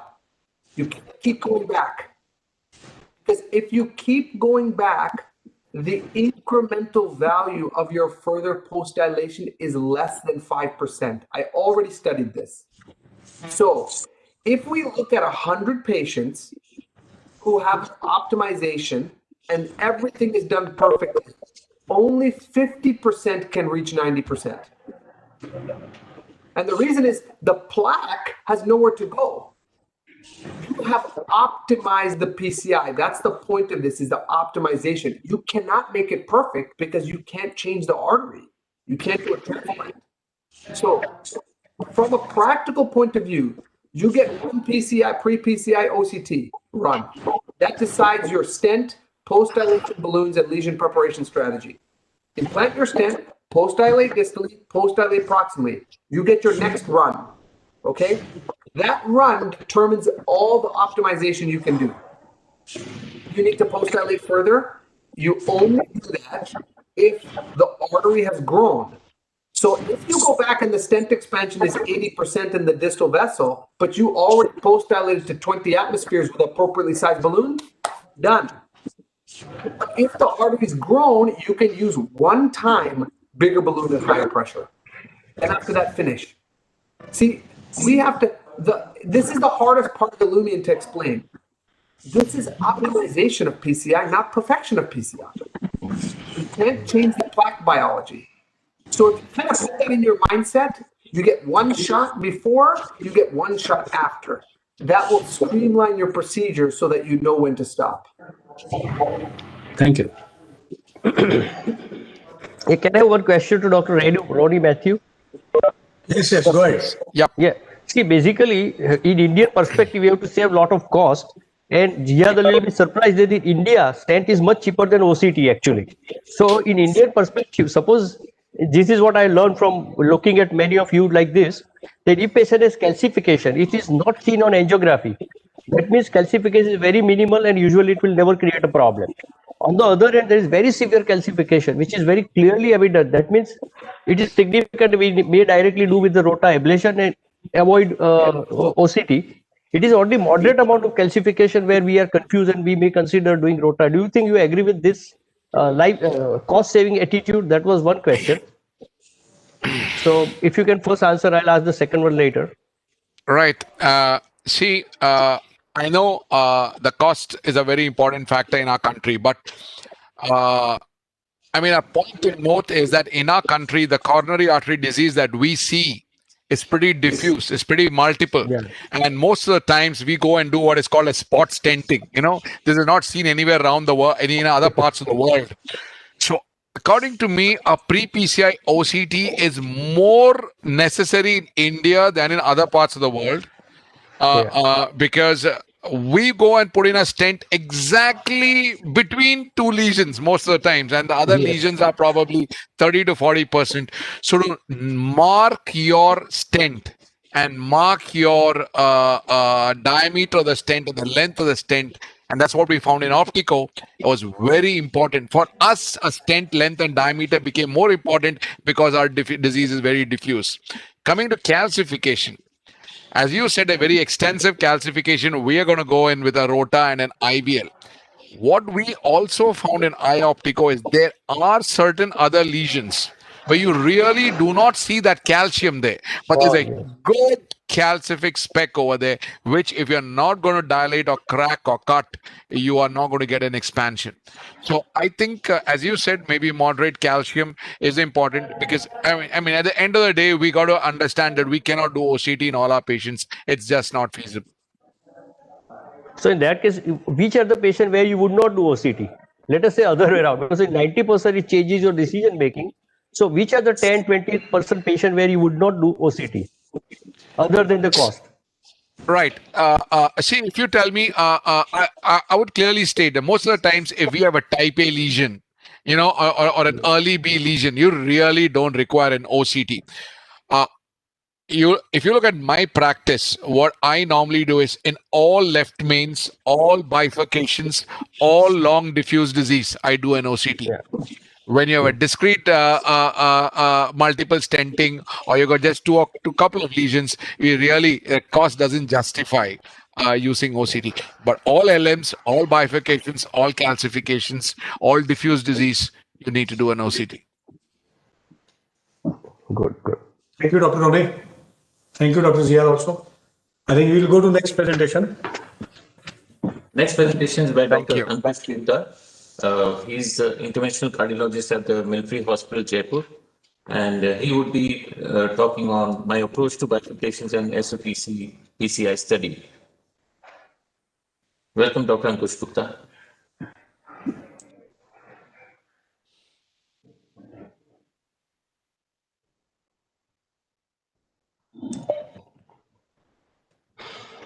Am I audible? Yes, Dr. Ankush. Your slides also are seen. Thanks, Dr. Mahesh, for inviting me. I must compliment Dr. Ziad for giving the excellent algorithm MLD Max. Number one. Number two, one thing I liked about what he said just now. You just get a one chance, one pre-PCI chance and one post-PCI chance, and it's optimization of PCI. It's not a perfection PCI. So let me take you to the few cases of bifurcation, and let us see how OCT can be useful in bifurcation angioplasty. As you all know that bifurcation PCI accounts for around 15 to 20% of all PCI that are done in daily practice, and they are usually associated with the high complication rates like side branch occlusion, stent thrombosis, side branch restenosis. So let us see one case. So this was 50-year-old female that came with the anstomy, and you all can see that angiographically it showed a significant left main bifurcation lesion. And by seeing the angiography, we planned for left main bifurcation angioplasty using two-stent strategy. Then we went ahead and we did OCT after dilatation of distal left main to LAD. And what we saw in after taking the run from left main to LAD, again, one should see that like in pre-PCI, like before going for angioplasty, pre-PCI run, one should see for the morphology. As Dr. Ronnie just said, the most important thing that we should see during PCI optimization is pre-PCI OCT run, and you should know what you are dealing with, whether you are dealing with calcium, whether you are dealing with lipid plaque, whether you are dealing with fibrotic lesion. Like in this case, left main, this is bifurcation point, and you can see we have got a tight fibrotic lesion, and you can see that this is a fibrotic lesion. So you have seen the morphology, you have seen that you are dealing with a fibrotic lesion, fibrofatty lesion, and you have seen that now you know your device for plaque modification. Now you know that you can get away with the semi-compliant balloon, number one. Number two, second, you can see the length of your device. You can see a distal landing zone, proximal landing zone, and you can identify the length of your stent. And the third thing is that you can see the distal reference diameter, proximal reference diameter. Whenever you're dealing with the bifurcation, the most important thing is to take the stent size according to the distal reference diameter. Otherwise, you will lead, if you choose a stent size according to your proximal reference diameter, you will shift this carina towards the side branch, leading to side branch occlusion. So coming to the bifurcation point, in this particular patient, when we took a LCX run, we found that LCX ostium was not severely diseased. One of the studies showed that carinal tip angle and carinal tip to bifurcation point distance, if it is less than 1.7 and carinal tip angle, if it is less than 50, both are independent predictor of side branch complication. In this particular case, we saw that carinal tip angle was around 70 and the carinal tip to bifurcation point, the distance was around 2 mm. So doing this OCT, we changed our strategy. Now with CT angle of 70 and CT to BP length of 2 mm, we can expect that their chances of side branch occlusion will not be too much. And with the side branch run, we came to know that LCX ostium is not severely diseased. So we changed our strategy from two stent strategy to the provisional strategy, and we placed a stent from left main to LAD. And another point, while you are dealing with the left main bifurcation, OCT can tell you the accurate size of your left main. It can tell you the accurate size of your pot balloon, so you can have a better short and long-term outcome. So we placed a stent from left main to LAD, and this was the final angiographical result. And you can see there is a TIMI3 flow in the L6, and there is no significant pinching of LCX. Let us see the post PCI OCT run from left main to LAD. So what we see in post PCI, as just said by Dr. Ziad, you will see for the apposition. So this left main to LAD stent was beautifully apposed. Expansion was 87%. There was no distal edge dissection. There was no proximal edge dissection. Now let us see what happened to the LCX ostium. So as you can see, Dr. Ronnie Matthew must be happy to see this figure. He has studied many patients like this. So you have seen the L6 ostium. There is only 1.5 stent studs that are seen across this ostium, number one. OCT shows that there is only hardly any stent studs across this L6 ostium, and angiographically there is no pinching, and angiographically there is TIMI3 flow in this case. So you can very well come out with the final result ending in this case here only. But what I want to tell you is, let us suppose I'm not a great fan of routine kissing balloon inflation when you have when you don't have a significant pinching of side branch, and when you don't have a symptomatic occlusion or significant occlusion of side branch. Like in this case, let us suppose you get a significant LCX pinching and you go for kissing balloon inflation. This is the ideal subset. One of the study that was done by Okumura, they showed that if you have a side branch ostium that is link free, like in this ostium, you can see the side branch ostium is link free, and if you cross this ostium distally from here, you'll have a better outcome in a long-term run. So actually what happens is, when you cross distally, you can and you dilate this main vessel branch across this side branch, you can oppose this side branch stent studs to the lateral wall of side branch, and you'll have a minimal metallic carina. You will not increase the size of carina while recrossing at a proximal end, and you will have a better outcome. So this is the pre and post carina. You can see pre, the L6 ostium was good, and post you will have just had a 1.5 stent studs across the L6. Now let us see second case. This was a case, again, 78-year-old male. He had a significant lung disease, ILD, oxygen dependent. He came with NSTEMI, and significant, you can see significant left main disease.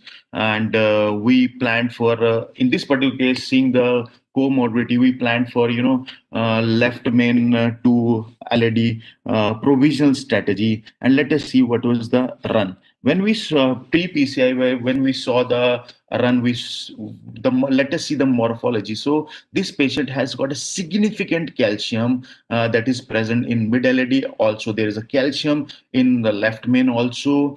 And so by seeing the calcium, by seeing the scoring of calcium, by seeing the depth of calcium, length of calcium, now you need a lesion modification strategy. Either you need an atherectomy or you need an IVL, depending upon whether it's a medial calcium or it's a superficial calcium. And again, when you see the side branch angle was 65, and the CT to BP length was 2.1. Here you are more confident that you will not end up losing the side branch. So in this particular case, we went ahead with the rotational atherectomy. We put a 2 stent, one in a mid-LAD, one in left, and 2 LAD stent was placed, and just see what is the result. So in this particular case, again, our post-PCI, we saw the stent was well opposed. There was no proximal or distal edge dissection. There was no medial dissection, and the stent was beautifully expanded, 98% stent expansion. And again, when we saw angiographically, there was no pinching of the side branch. That was guided by pre-PCI OCT of this bifurcation point, and post-PCI also 3D reconstruction showed only one single stent stud across this side branch. So this was the pre and post-PCI carina, and this is the final result. You can see there is no significant pinching of the side branch. Let me take you to the third case. So this was a case in which there you can see there is a significant left main bifurcation disease. Number one, there's mid-LAD CTO. So in this case, we planned for mid-LAD CTO retrogradely from a RCA, and we opened I'll not go into the detail. We opened the mid-LAD CTO retrogradely, and then so this is our left main bifurcation point. When we took the pre-PCI OCT run, this is the pre-PCI OCT run. So now when pre-PCI OCT run, you know what is the exact diameter of your left main. You know your what you are dealing with. You are dealing with fibrous plug. You know you can get away with the semi-compliant or non-compliant balloon, and you get to know exactly. You can measure the length of your stent, and you can devise your diameter. You can see the diameter of your device also. So this is after post-dilatation, pre-dilatation with the balloon. So then we did left main bifurcation PCI, where DK crush technique. Not go into detail, but I'll show you something interesting. So this was the final result: a pot, report, final kissing, report, and this was the final result. So we were happy seeing this result. This was the same setting in which we did mid-LAD CTO and left main bifurcation PCI. But let me show you the final OCT from left LAD to left main. So this is LCXN well-opposed stent. There was no distal or proximal edge dissection. Expansion was okay. So you can see there was no edge dissection. There was good apposition. But if you can see, just see, this is LCX. I'll tell you the truth. We left it here after this angioplasty. So the likely reason of this so much of stress across this LCX ostium even after second kissing of DK crush was likely there must be some stent link, or you one must have crossed from proximal link. So that is why you have too much of metal towards a carina, and there was too much of stent stud. You can see the stent link also. So now I will show you what happened to this patient after 9 months of follow-up. Just see. Now you can appreciate pre and post. This is the LCX ostial ISR. LCX ostial ISR.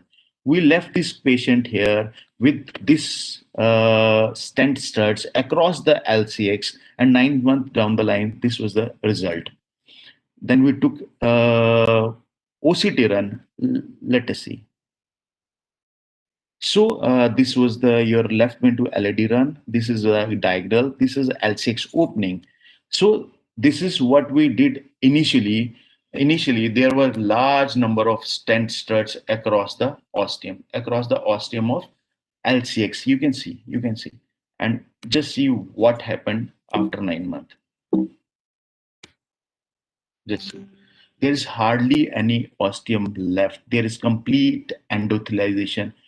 Near complete endothelialization of this L6 ostium after 9 months. You can see there's complete endothelialization of stent studs that were there across the L6. So one thing one should know, when you're doing for 2 stent strategy, when you have done up with your final kissing and you are taking final main branch run, please have a look at the amount of stent studs, amount of links that you are leaving at this point. This is one of the major benefit of 3D reconstruction of OCT in bifurcation PCI. So this is the LCX run that is showing almost complete endothelialization ISR across the LCX ostium. So what is desirable? I'll show you another case. This is the last case. So this is the case in which I did LED D1 bifurcation and bailout left main bifurcation PCI, so double bifurcation. And during that time, I didn't go for OCT because patient was quite sick. And I'll show you 3 months down the line. 3 months down the line, just see LED pullback. This is the kind of ostium which is desirable. You can see the distal as well, endothelialized end and endothelialized end, and this is the opening of the LED. This is one should get after left main or any bifurcation, 2-stent strategy. There should be minimum stent studs or link across the side branch so that you can have a better long-term outcome. So this was my talk about OCT in bifurcation. Let me take you to another topic. So we have talked about OCT in different scenario, benefit of OCT. We know that we are getting data that OCT is beneficial. Even its level of recommendation is almost same as I was for PCI optimization.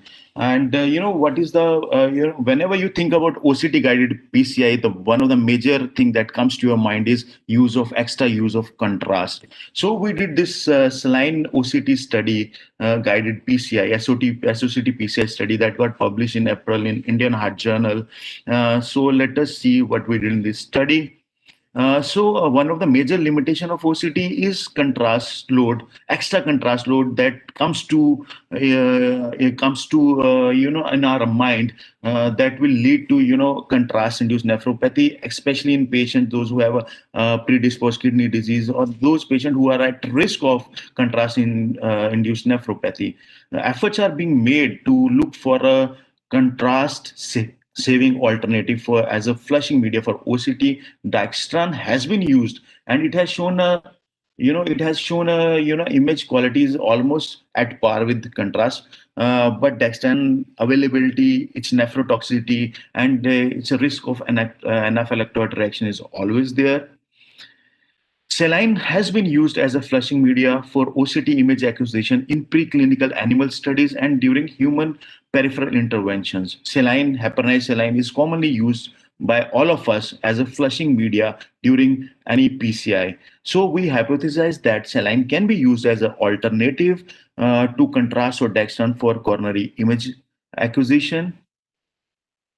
So the aim of this was the feasibility study, which wanted to see that whether it's feasible to use heparinized saline for OCT, coronary OCT, what are the image quality that we'll get. So this was the prospective study. In this study, we took 27 patients which underwent OCT-guided PCI. Heparinized saline was used, and it was hand injected. And a total of 118 runs were taken, and all these runs were analyzed for image quality by experienced investigator based on specific parameters. So all the OCT runs were divided into 3 categories: whether it's a good run, it's a clinically usable run, or clinically not usable run. Good run were those in which all the 3 layers, coronary layers, were visible more than 270 degree of circumference. There is no visible swirl, and all details of coronaries are visible. In clinically usable run, it was not as good as this good run, but you can see up to 270 degree of vessel wall. You can see the lesion, you can see the lesion morphology, you can see the proximal landing zone, you can see the distal landing zone, and after that you can see the stent stud apposition, stent edge dissection, and plaque prolapse. These were the clinically usable run. And clinically not usable run were those in which no diagnostic information can be sought. Both clinically good run and clinically usable run were further combined to as a clinically effective run for PCI optimization. So let us see the result. So a total of 180 runs were included, and when these runs were taken, there was no hemodynamic changes observed during saline OCT. Transient ECG changes were there that are commonly seen when we flush our coronaries with heparin saline whenever we give any intracoronary injection, and there was no rise in CKMB done at 12 hours after saline OCT. So let us see the images. So these are all saline images. You can see all the 3 layers of coronary vessel. You can see thin cap fibroadenoma, dissection, calcium nodule. You can see fibrotic lesion. You can see ISR, multiple stent layers, red thrombus. You can see even macrophages. You can see intimal vasculature. You can see TCFA, and you can even see cholesterol crystals. So all the lesions that are seen during contrast OCT are well seen with saline OCT. The only thing required is to clear the blood out of the vessel. So coming to the results, in our study, out of 180 runs, 61% were good run, 27% were clinically usable run, and 11% were not clinically not usable run. So combining both clinically usable run and good run, 88% run were effective runs. So these were out of 180 runs, 88% was run that can be used for PCI optimization. When we compared right coronary system and left coronary system, there was a tendency towards having more good run as compare in right coronary system as compared to left coronary system, though it was not statistically significant. If you ask me personally, you are able to engage right coronary artery easily. You can intubate it, and you can easily get OCT run with saline. So with the right coronary system, there was a tendency to have a more effective run as compared to left coronary system, though again it was not statistically significant. Let me show you few saline runs. This is an example of clinically usable run. This is not a great run as a good run, but you can see distal landing zone. You can see the plaque morphology. You can see the proximal landing zone also. So this is an example of good run. So this was a post PCI run of RCA. You can see white thrombus. You can see malapose stent, and you can see the runs. Just see, it is as good as contrast run. This is a head-to-head comparison of one of the patient in which we saw saline and contrast. All the morphology that are seen during contrast pullback are seen with saline OCT. This is another example of clinically usable and not there are blood swirls, but you can see all the 3 layers more than 270 degree. You can see red thrombus. You can see calcium nodule, and you can so with the saline run you can do MLD max. Again, you can see the morphology, you can see the length, you can see the diameter, and post PCI also you can see edge dissection, you can see stent expansion, malapposition, and 3D reconstruction is also possible. This is the same patient with contrast run. You can see everything that was seen in saline run is seen with the contrast. This is again example of pre-PCI in RCA, a good run. You can see the example of one of the things that you get to see with the saline run is small speckles or maybe blood or RBCs, but they hardly interfere with the image quality. You can see all the 3 layers of coronary vasculature. You can see calcium. You can see dissection. You can see cholesterol crystal also. This is a post PCI run of same patient. You can see it's a example of good run. You can see calcium nodule. You can see under expanded stent. So OCT is coming up as a important imaging modality for PCI optimization. The only thing again comes to our mind is extra contrast load.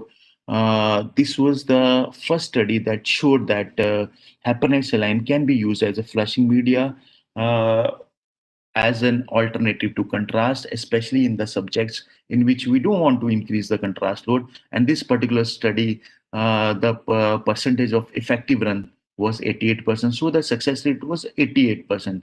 And there was no difference in the image quality between saline and contrast run. All corneal lesions close to histology can be seen with the saline OCT. And what we observed in this study were in very tight lesions. In fact, saline was a bit better than contrast because it can go through that tight lesion and you can get a pullback effectively as compared to contrast. So saline is a safe and effective flushing media for coronary FDOCT. And I believe many of my good friends, they are now using it for OCT images, and they are pretty happy. You know, the only thing that is required is appropriate hooking of the respective vessel and then take a pullback. Thank you very much. Thank you, Dr. Ankush. This was a very interesting presentation, especially the use of heparinase saline, because this has always been a bit of a fear among patients, especially those who have compromised renal function. So there, of course, this could be very useful. I wonder how many other people are using it. Dr. Ziad, if you are there, could you give some comments on this, whether this has been used out there or you're comfortable with this use of heparinase saline?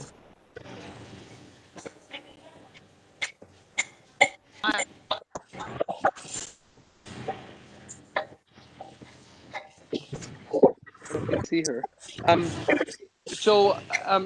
you guys hear me okay or no? Yes.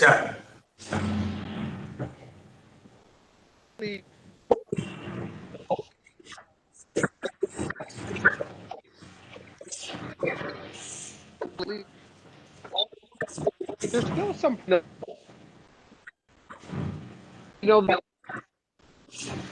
is viscous, and blood is more viscous.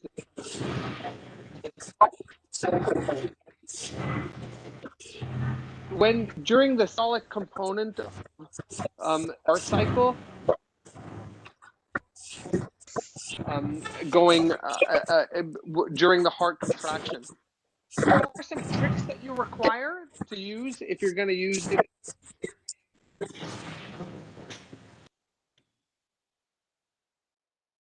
Dr. Ziad, your voice is not very clear.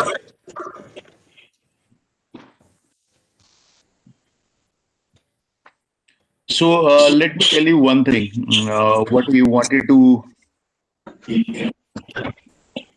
So recently in July, I think in July, Dr. Ziad, one of his articles got published in JACC, in which he has done, head-to-head comparison between saline and contrast. And they also, they also came up with the same idea that, again, right coronary artery, it's easy to get a run as compared to left. What they observed there was that with the saline OCT, the measured parameters were comparatively less as compared to the contrast, and they used the correction factor.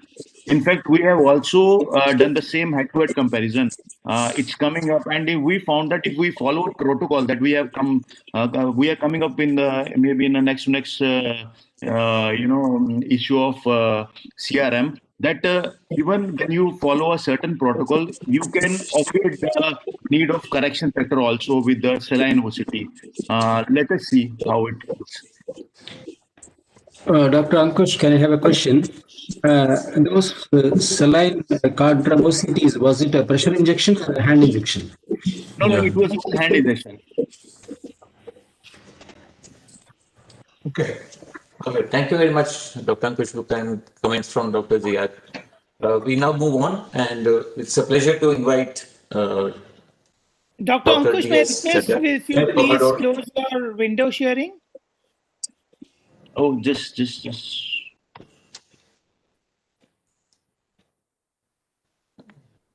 Yeah, thank you so much. It's a pleasure to invite Dr. Air Commodore Dr. T.S. Chadha for his presentation.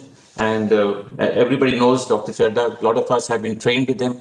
I myself had come once to attend one of his training sessions on OCT and rotablator. So, Professor Dr. D.S. Chadha is known nationally and internationally. He's been a trainer and in India and overseas also. And a lot of us have been trained with him. I invite you, sir, for your presentation on how useful OCT is in the cath lab. Thank you, Parvinder. It's really an honor to be here, and I've learned a lot from my previous speakers.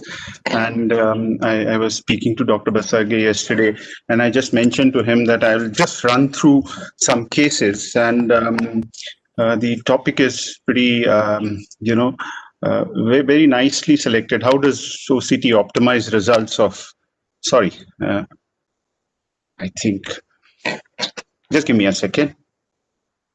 It's been a very long wait for the turn, so things have gone upside down. It's all right. The topic is the importance of having OCT in cath lab. I think this is a foregone conclusion that you need OCT because there are certain, limitations of angiography, and we've all, we've heard light lab data, we've heard iOptico from Ronnie, and they all have kind of said that 90% of patients need revision pre or post. So that's phenomenal. So the shortcomings of angiography are that you cannot, you have eccentric lesions, you cannot size your vessels, there are high risk geographical misses, and no two observers are going to agree. And there are certain complications which only imaging is going to pick up. So, I mean, there are different ways of pronouncing MACE. The definition which I've given is as given on the slide. So, well, the problem is that nobody accepts imaging, and the central, if you ask anyone, they say that, okay, I can see it all. My weapon is 10 boost because I use 10 boost and I can see a uniformly expanded stent, but does it show it all? Does it show all the complications which are listed on this slide? No. The answer is flat no. So it doesn't show you plaque protrusion, geographical mismatch, malapposition, under expansion, edge dissection. No, it doesn't show you all of this. And the next question, which is where is the evidence? Yes, there is evidence. If you see this angiographic-based PCI result, the stent failure rates were about 18%. And when you look at the ultimate, which was the IVUS-guided study, there was phenomenal difference at the end of 12 months if you did the IVUS-guided study. And when you compare this with the opinion study, where OCT was almost equal to IVUS. As we all know, IVUS has shown the path on which OCT is now treading, because IVUS first showed that image-guided PCI is the way forward. So, I mean, and just mentioned about the Pan-London study. It was a registry data where OCT was proven to be superior to IVUS. So that's the way forward. Well, how do I use, or how does OCT optimize results of PCI? Let's look at the same algorithm in the light lab, the max MLD. I'll use this. Let's look at the lesion morphology. I'm going to give some case examples, and all through my talk you will see case examples, and I'll try to stick to the time allotted. Let's look at the plaque morphology. A patient acute ACS. He was stented, the LAD was open. We saw some osteal disease in the left main. We were not sure. We did a OCT pullback, and this was the OCT pullback. And you look at the left main segment.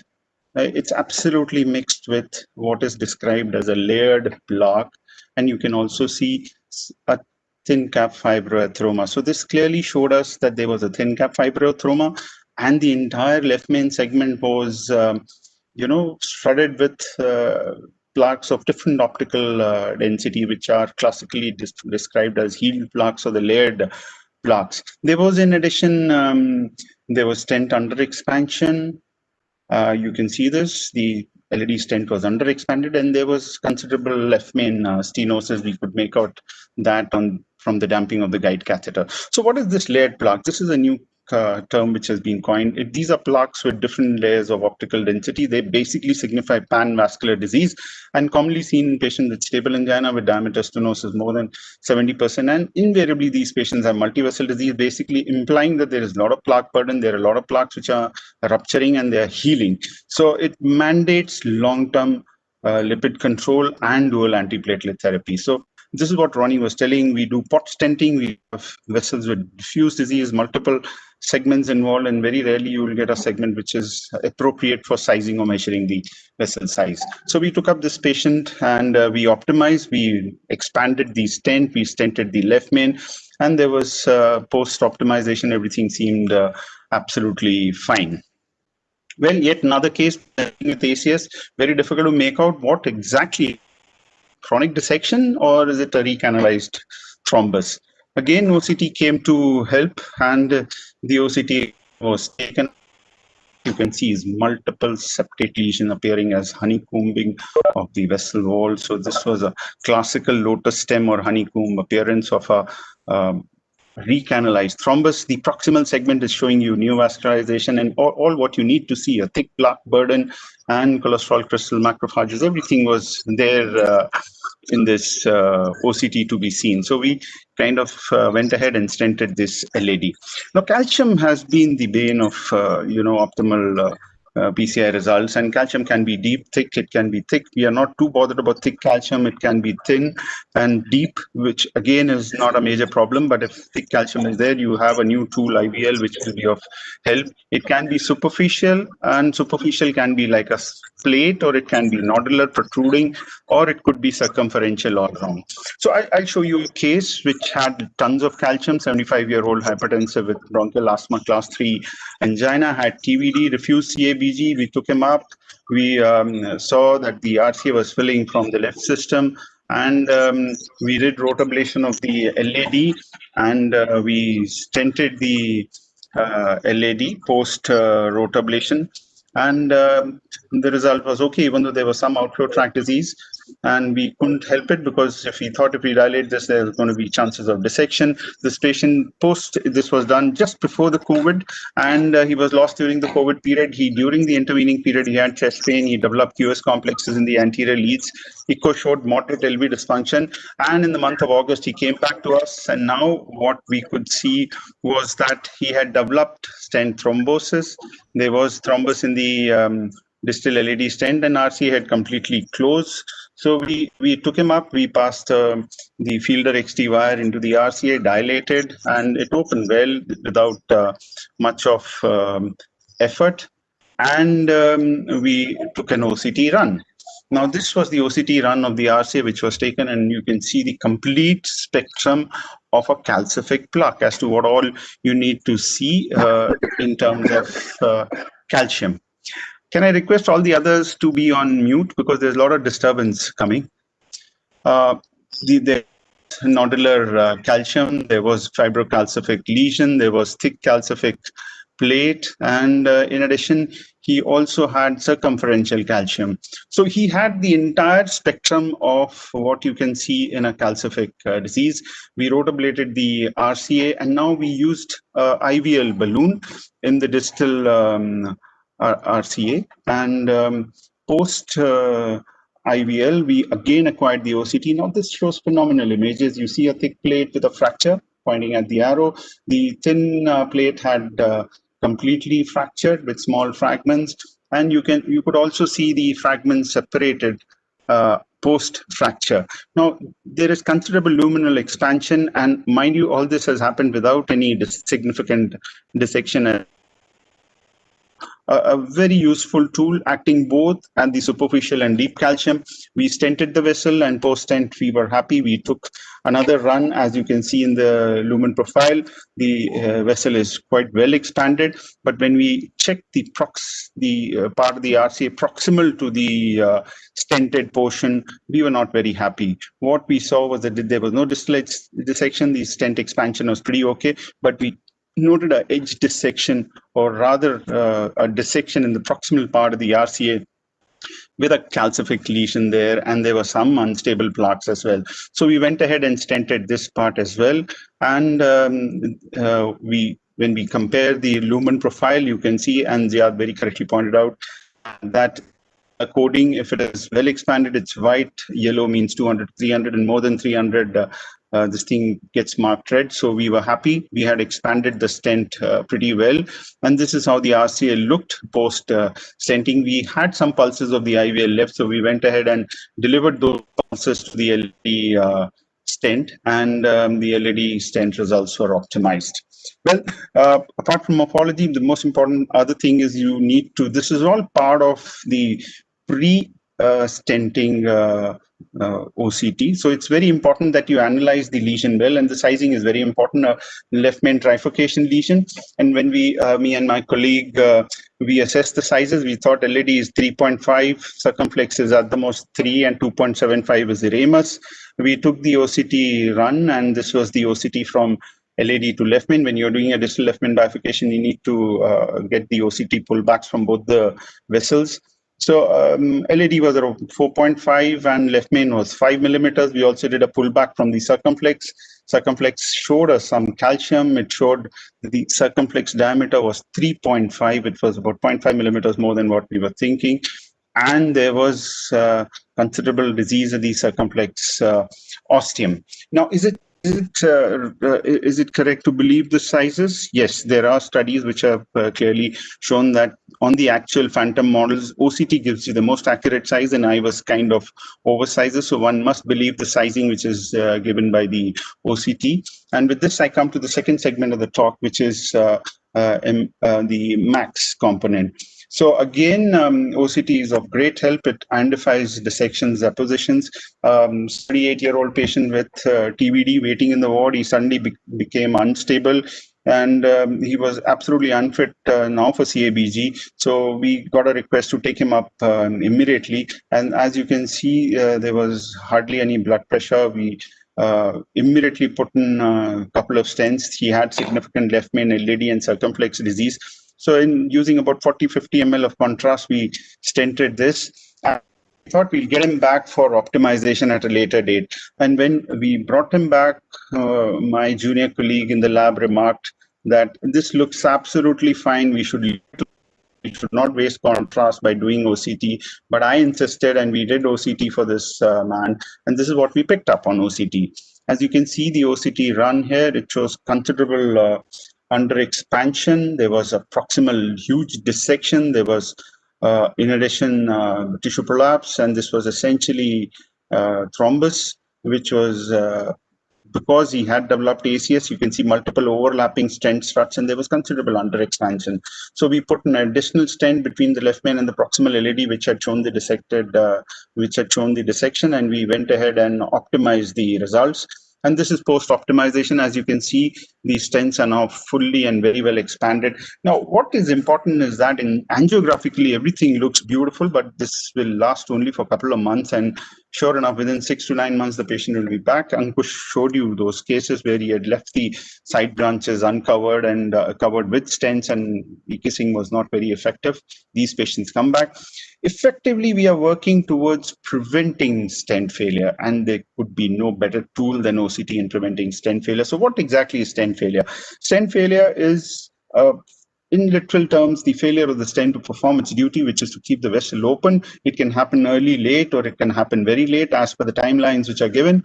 The essential components are stent thrombosis, restenosis. Restenosis starts by about 6 to 9 months, and neoatherosclerosis, which with drug-eluting stent starts by year and a half. With bare metal stent, it comes a little later. Well, the early stent failures are because of under expansion, edge dissections, residual stenosis, plot collapse, and strut fractures. And it's essentially the biological vessel reaction, which is under expansion and malapposition, which is responsible for the late and very late stent failures. Neoatherosclerosis, which is now what is seen very commonly with the drug-eluting stents, is the one which leads essentially to late stent thrombosis.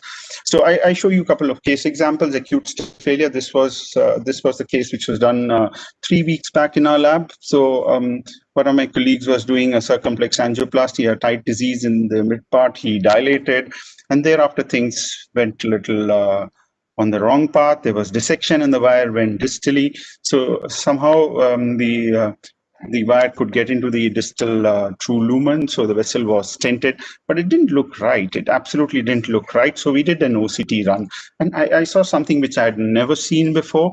And this OCT run basically showed us that there was something funny. And as you could see in this moving image, the vessel doesn't appear to be very normal. So keeping the time factor, I'll just go on to the still images. So there was intramural hematoma distally. There was dissection. This is the ruptured, dissected part of the vessel.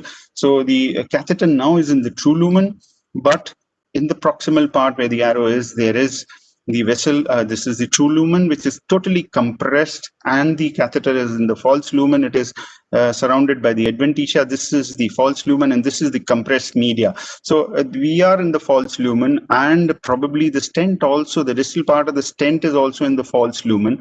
So it is, this is the true lumen of the vessel. So we had gone from true to false to true. And sure enough, before we realized, the vessel closed down on the table itself. So we put the wire back, and another OCT run at the same time. We put an additional stent. Now the proximal part of the stent was in the true lumen. As you can see, the this part, which is showing a fibrocalcific lesion. And we expanded this stent and added one more stent, and you can see the overlapping stent segments distally. So I mean, the OCT run was not taken post opening of the vessel. This was probably because we wouldn't have got good images. The reason being that it was dissected and there was no flow going into the distal branches. And post stenting, we realized that things are not right. And soon enough, on the table itself, there was stent thrombosis, and we could tackle it with an additional stent. This was the final run, the proximal branches flowing through the stent struts, because the stents were there. The stent was in the true lumen, and distally you can see that the distal vessel is filling with some branches.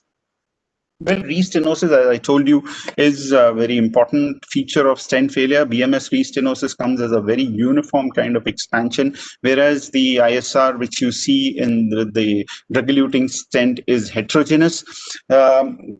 Atherosclerosis is the link between the restenosis and stent thrombosis. So there is rapid progression of atherosclerosis when you use drug-eluting stents, because they kind of inhibit the endothelization, and you have lipid accumulating, and you can have, you know, lipid-rich neointima, which is seen in about 85 to 90% of the cases, and 5 to 10% of these patients can have calcific neointima. So there you have to use, if it is very tight, you might require atherectomy tools, which could be rota or IVLs, and it is essentially rupture of these neointimal patches which lead to stent thrombosis. This again was one of the recent cases, RCA, which was which had come with the ACS, and we just dilated, and we took an OCT run, and this vessel was stented in the past, so there was ISR, and so the part of, if you see this lumen profile here or the L mode, what you see, it's not that there is no stent, but the stent is so deep within the intima that it will not be visualized. So we had everything, the complete spectrum of neoatherosclerosis, and the restenosis were there. So this was the ISR segment. This was the ruptured plaque, which was there in between. You had lipid plaques. So these are neointimal lipid-rich plaques which were there in the vessel. In addition, a calcific plaque present, and the proximal part of the stent, which was very well seen, was quite well endothelized. So you could see it all. You could see the complete spectrum of stent failure in one case, from well endothelized segment to ISR to ruptured plaque to lipid-laden and calcific plaque. So everything was there in one shoot. Yet another case of ISR, a very tight stenosis. I did it as a live case about a month back. And this gentleman who had presented with inferior wall STEMI about a year and a half back had received 2 stents in the same territory. And the basic cause of ISR was under expansion, the vessel, undersized stents being used. So the vessel was not very well expanded. So again, we went ahead and we dilated first the lesion and took the first run. We could see the ruptured plaques. We also might have dissected, so not we couldn't say that these were ruptured, but there was a lot of white thrombus which was seen. You could see the double layer of struts. These were the 2 stents which were there. So balloon, we used the drug-eluting balloon, and we got very good results in this case. And as you could see in the first few images, which I'll show you in the lumen profile, the stent now was well expanded, and we had used, in fact, a 4mm balloon, NC balloon, to crack this open. And this is how the lumen profile went from a very pre-PCI tight to a post-cutting balloon stage to a final lumen which was as big as this. And you can see it in the rendered view that the stent was initially not seen, thereafter seen, and in the final view the entire stent struts could be seen. This basically implies that you have redistributed the endothelialized segment or the hypertrophied endothelium. Geographical mismatch is a very common thing which happens, but nobody believes, nobody kind of agrees to have committed this crime. So I bring you back to the trifurcation case. We stented all the 3 vessels with pretty good results. We were very happy that we've done a very nice trifurcation case. And before we could shake hands, I decided to do a final OCT run, and this is the final OCT run. And what you see is kind of glaring. We've kind of, had a geographical mismatch as the stent in the LED. There is a gap about 4 or 5 millimeters, and as you can see through this fly-through view, that we've left a gap.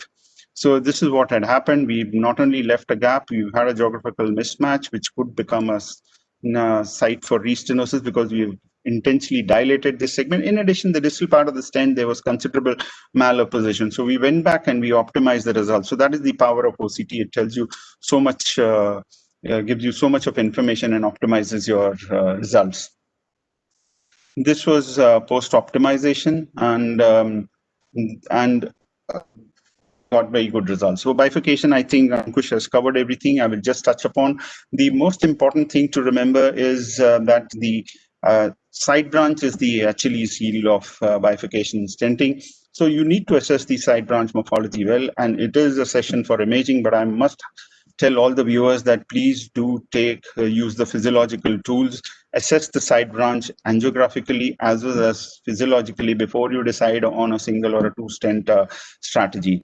So what is the role of OCT? OCT assesses not only the side branch, it helps you select the stenting strategy, it helps you check the wire crossing, and it also helps you optimize the results. Well, most important thing to remember is you must look not the ostium of the side branch, but what is happening on the opposite wall of the side branch. Because if there is a calcific plaque or a thick plaque on the opposite side of the side branch, this sure will cause a carinal shift or a plaque shift, which will compromise your side branch. So again, same examples, the provisional stenting, as you can see in the pre-side branch dilatation, the wire is going through the distal strut. Once you've dilated, the wire falls back and there is absolutely no metal across this side branch ostium. Well, we had 2 wires, we had to go through the non-distal strut, and this is how OCT helps you. It will tell you exactly which strut you've gone through. So these are the 2 wires. You can see the white wire which is crossing the main branch to the side branch. So, so it has gone through the non-distal strut.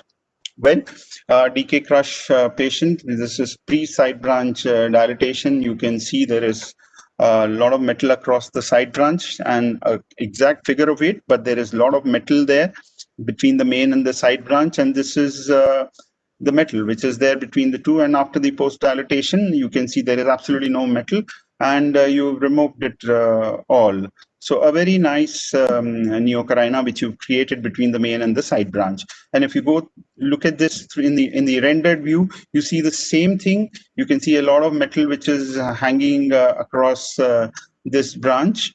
And once you've done a nice kissing, you get rid of this metal.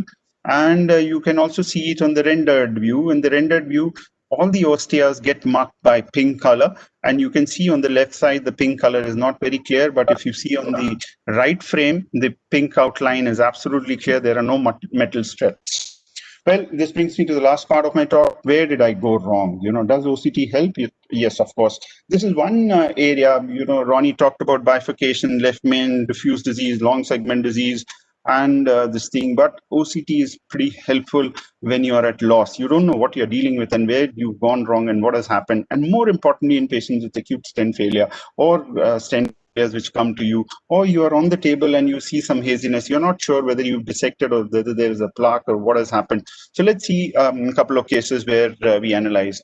A CTO of mid-LED segment with a huge diagonal and septal coming out, and the vessel was filling retrogradely. He had some RCA disease, after a lot of effort, we stented with 2.75, 28, and 315. We were very happy. These are all the workshop cases which I would do when I would have people visiting the lab, and we would share our views and do these cases. And I just finished this case, and next week was another workshop. So I kept this for optimization. I thought I'll optimize in that setting, and this is what I get to see. The stent had thrombose. So this is the most humbling experience interventionist can have. You're trying to tell them that you've crossed a very difficult CTO, and this is what you see then. So what had happened, we went ahead and dilated and opened the vessel, and we did the OCT. What did OCT show? It showed, yes, of course, there was thrombus distally. This is classical white thrombus, which is moved distally. The stent was underexpanded proximally, and the culprit was a huge dissection which was there proximally. We had not done the OCT when we were doing the CTO because we had used a lot of contrast. So we said, okay, we have a workshop coming up. We'll optimize the stent in the workshop, and we'll share the view. So this was the culprit. So we went ahead and we put additional stent and then optimized the results. And now, if you can see, because in the previous view you couldn't see in the rendered view the stents, and now they are very clearly seen. This was yet another case which I was demonstrating to some visiting students, and I said, okay, type A angioplasty, and this is how a type A angioplasty is done. I got into trouble. Because the guide catheter post dilatation moved out and the wire came out, and with lots of difficulty I had to call my colleague to take the something, because this is not how you do a type A angioplasty.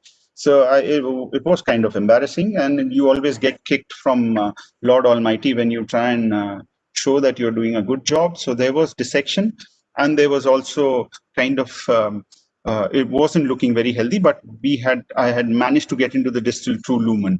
So I stented the vessel, and post stenting I noticed that there was a persistent stain, but the distal vessel was filling pretty well. So, and the patient now was stable, even though the mid segment was underexpanded. I said, okay, on OCT, I will fix the segment, and I did a OCT pull back, and this was interesting. So the vessel appears normal, and this is what happened distally. You can see a large intramural hematoma which had formed, and this was probably because I had dissected the vessel, but the true lumen still remained large. So I didn't intervene. I didn't put any additional stent, or I didn't use any cutting or scoring balloons distally to decompress it, because I was reasonably sure PDPLV are filling well and they will do well. If you can concentrate here between 40 and 50 in the rendered view, there was considerable under expansion. So I post-dilated that. So this is what was there. There was a small intimal tear which I picked up, and a huge intramural hematoma.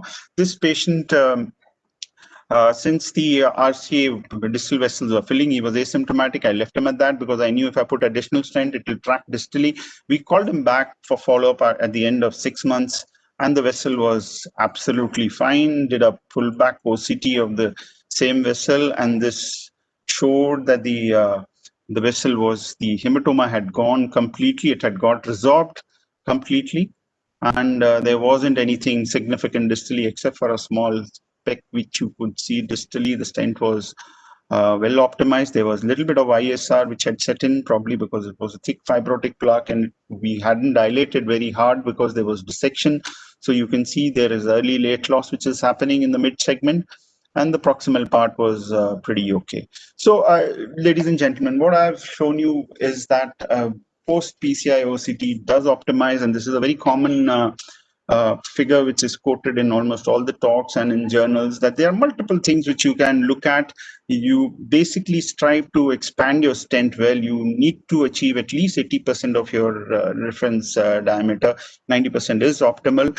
And you need to avoid any geographical mismatch, malapposition, irregular tissue prolapse, or stent edge dissection. To summarize, OCT guided optimization, it's a very important tool because it really transforms the management, and it leads to additional interventions. And now we have clinical outcome data which shows that it's associated with considerable improvement in the outcomes, and there is significant reduction of the MACE.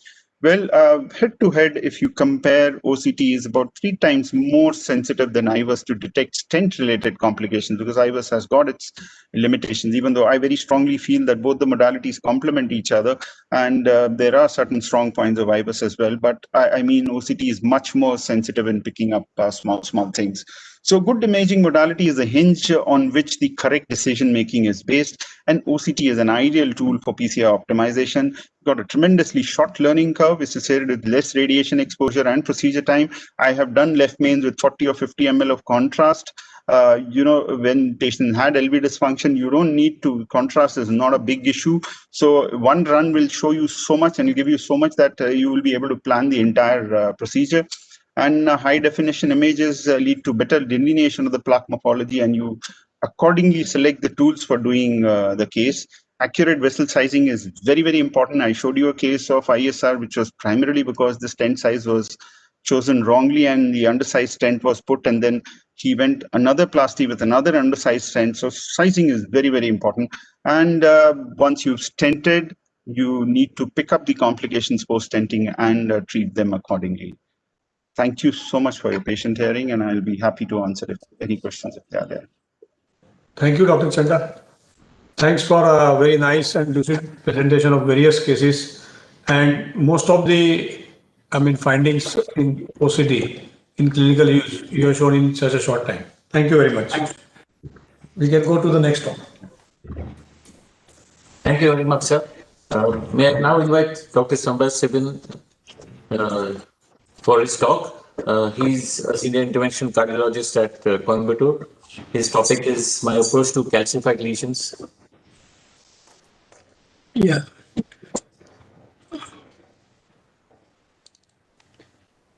Good evening.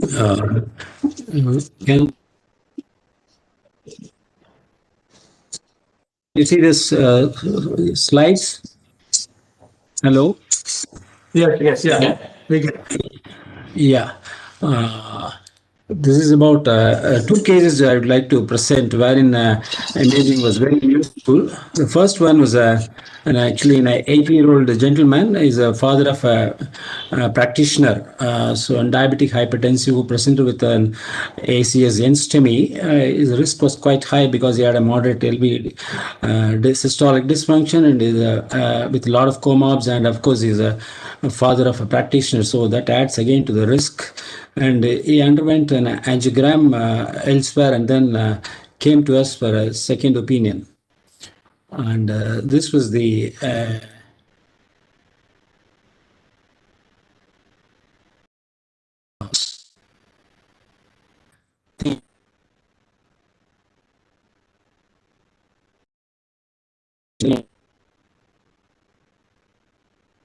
So it's a request if you can enlarge.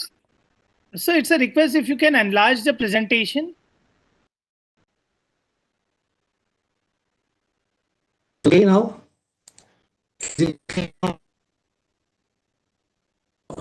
Yes, sir. Thank you. Thank you. So that's the, you can see that it was thought, a lot of discussions went on as if it was a acute thrombus resulting in this kind of a picture, or is it a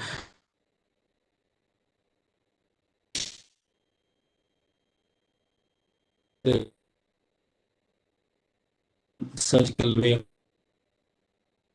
of research. And so this was a strategy, and then we decided, okay, we'll go for a PCI cleft mate LAD, and that was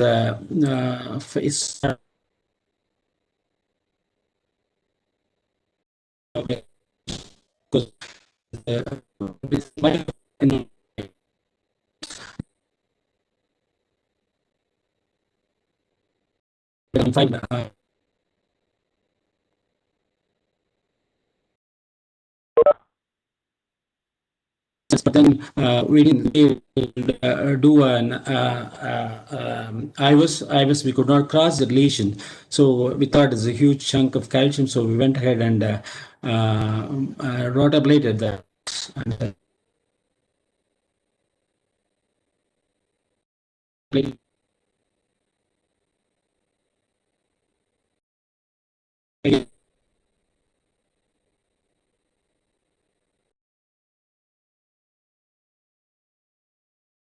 we did it. And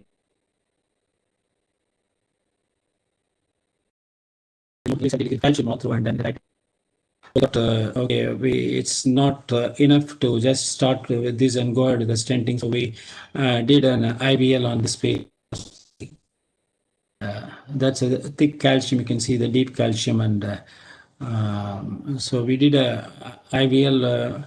We had actually we went up to full cycles, 8 cycles, and then subsequently we study see some.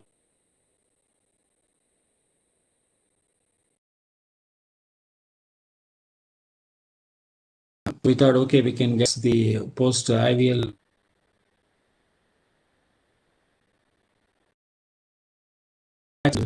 continuing calcium, and that's cracking. So we did a 3.5 millimeter post IVL dilatation. Then we deployed a stent. That was one of the Zyme stent. There's some, residual this under expansion with the stent. So post dilate with a 4, and then optimize with again with a 4.5. And then actually, this was the final outcome. Actually, we could not do the repeat OCT run, and we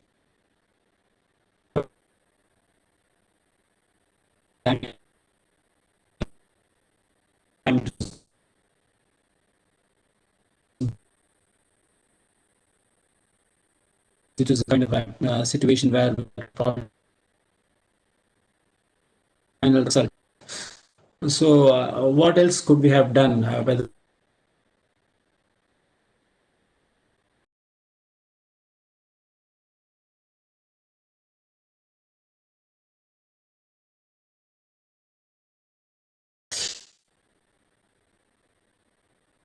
we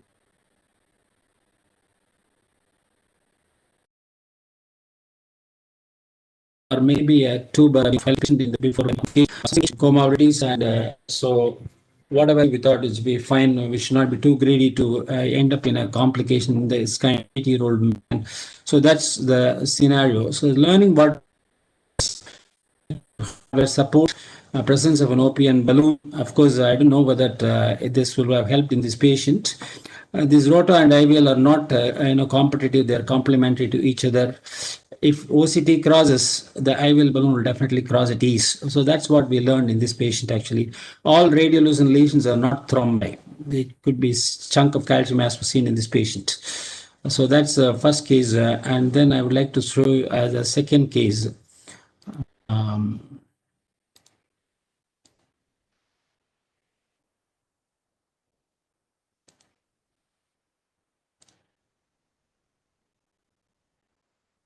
This was about a patient, a 50-year-old gentleman who had an antral MI and was thrombolized elsewhere with streptokinase, and he had an angiogram there, and with an ejection fraction of 40. He came to us because he was advised CABG, and he didn't want CABG, so he came to a second opinion. This was an angiogram done outside.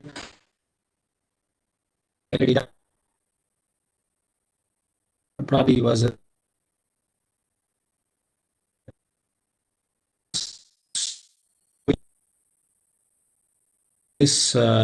lesions. So we decided the patient not keen on CABG, and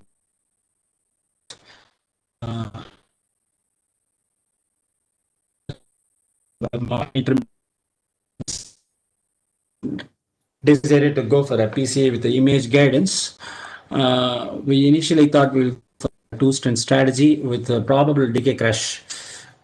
So what really changed was this imaging that we did. So we took a 7 French approach, and that's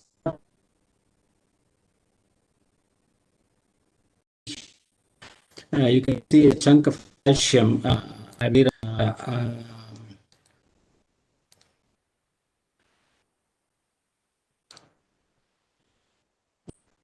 You can see so and what the though the significant was 50% is angiogram here. We thought, okay, we will go for a provisional stenting, or after an imaging, we will decide.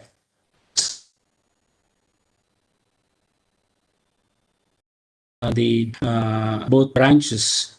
This was a pre-dilatation, and then we did an IVIS run. You can see that there is a distant one. There's a there quite a chunk of I would say it's more than 2 sets here. In fact, on angio, this was not seen as so tight. This was a distal lesion. And then the IVIS catheter, after this, you see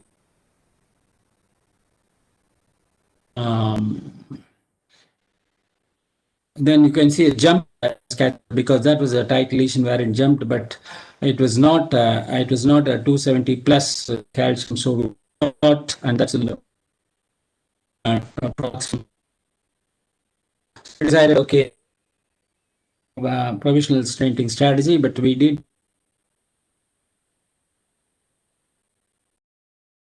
an IVIS actually to know where to land and decide about it. That's the OCT run in the LAD. In fact, this was the second lesion which we didn't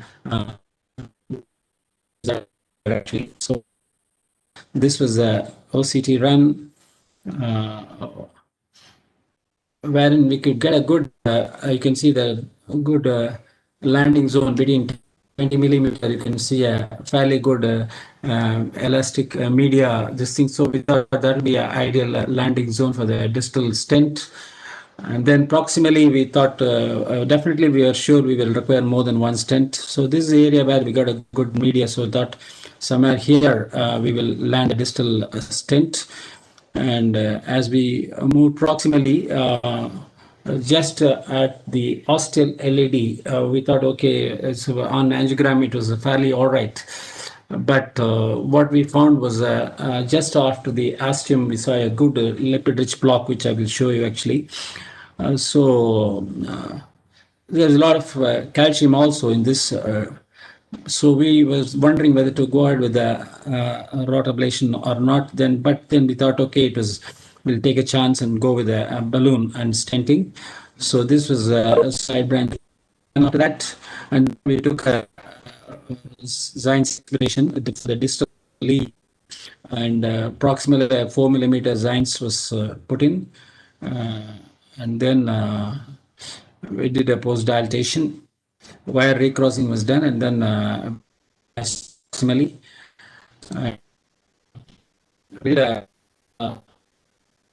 again that. So that's the rendered view. You can see that this was the one thing which I was asking actually the Ziad about this percentage expansion at this point in time, whether I should have gone more about this one. And then there was some area of malposition here proximally, wherein actually we had this ripple-rich block. So we need to, we did some post-dilatation with the 4x12 balloons, and subsequently actually to assess the IVIS and to see the apposition just for the proximal edge. That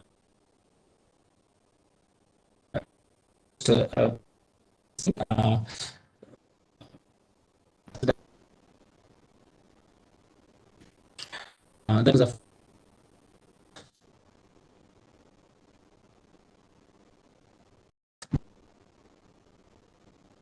so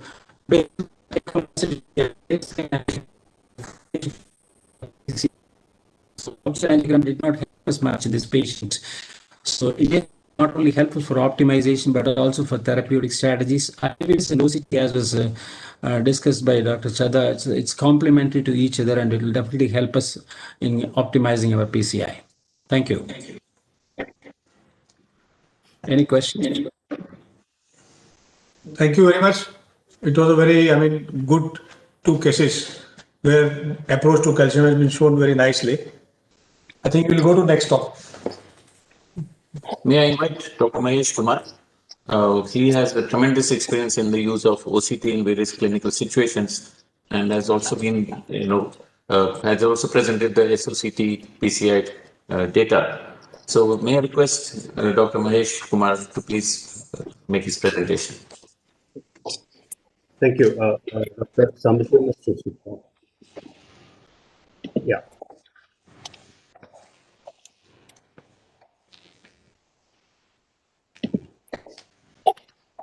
My screen is visible? Visible, yes.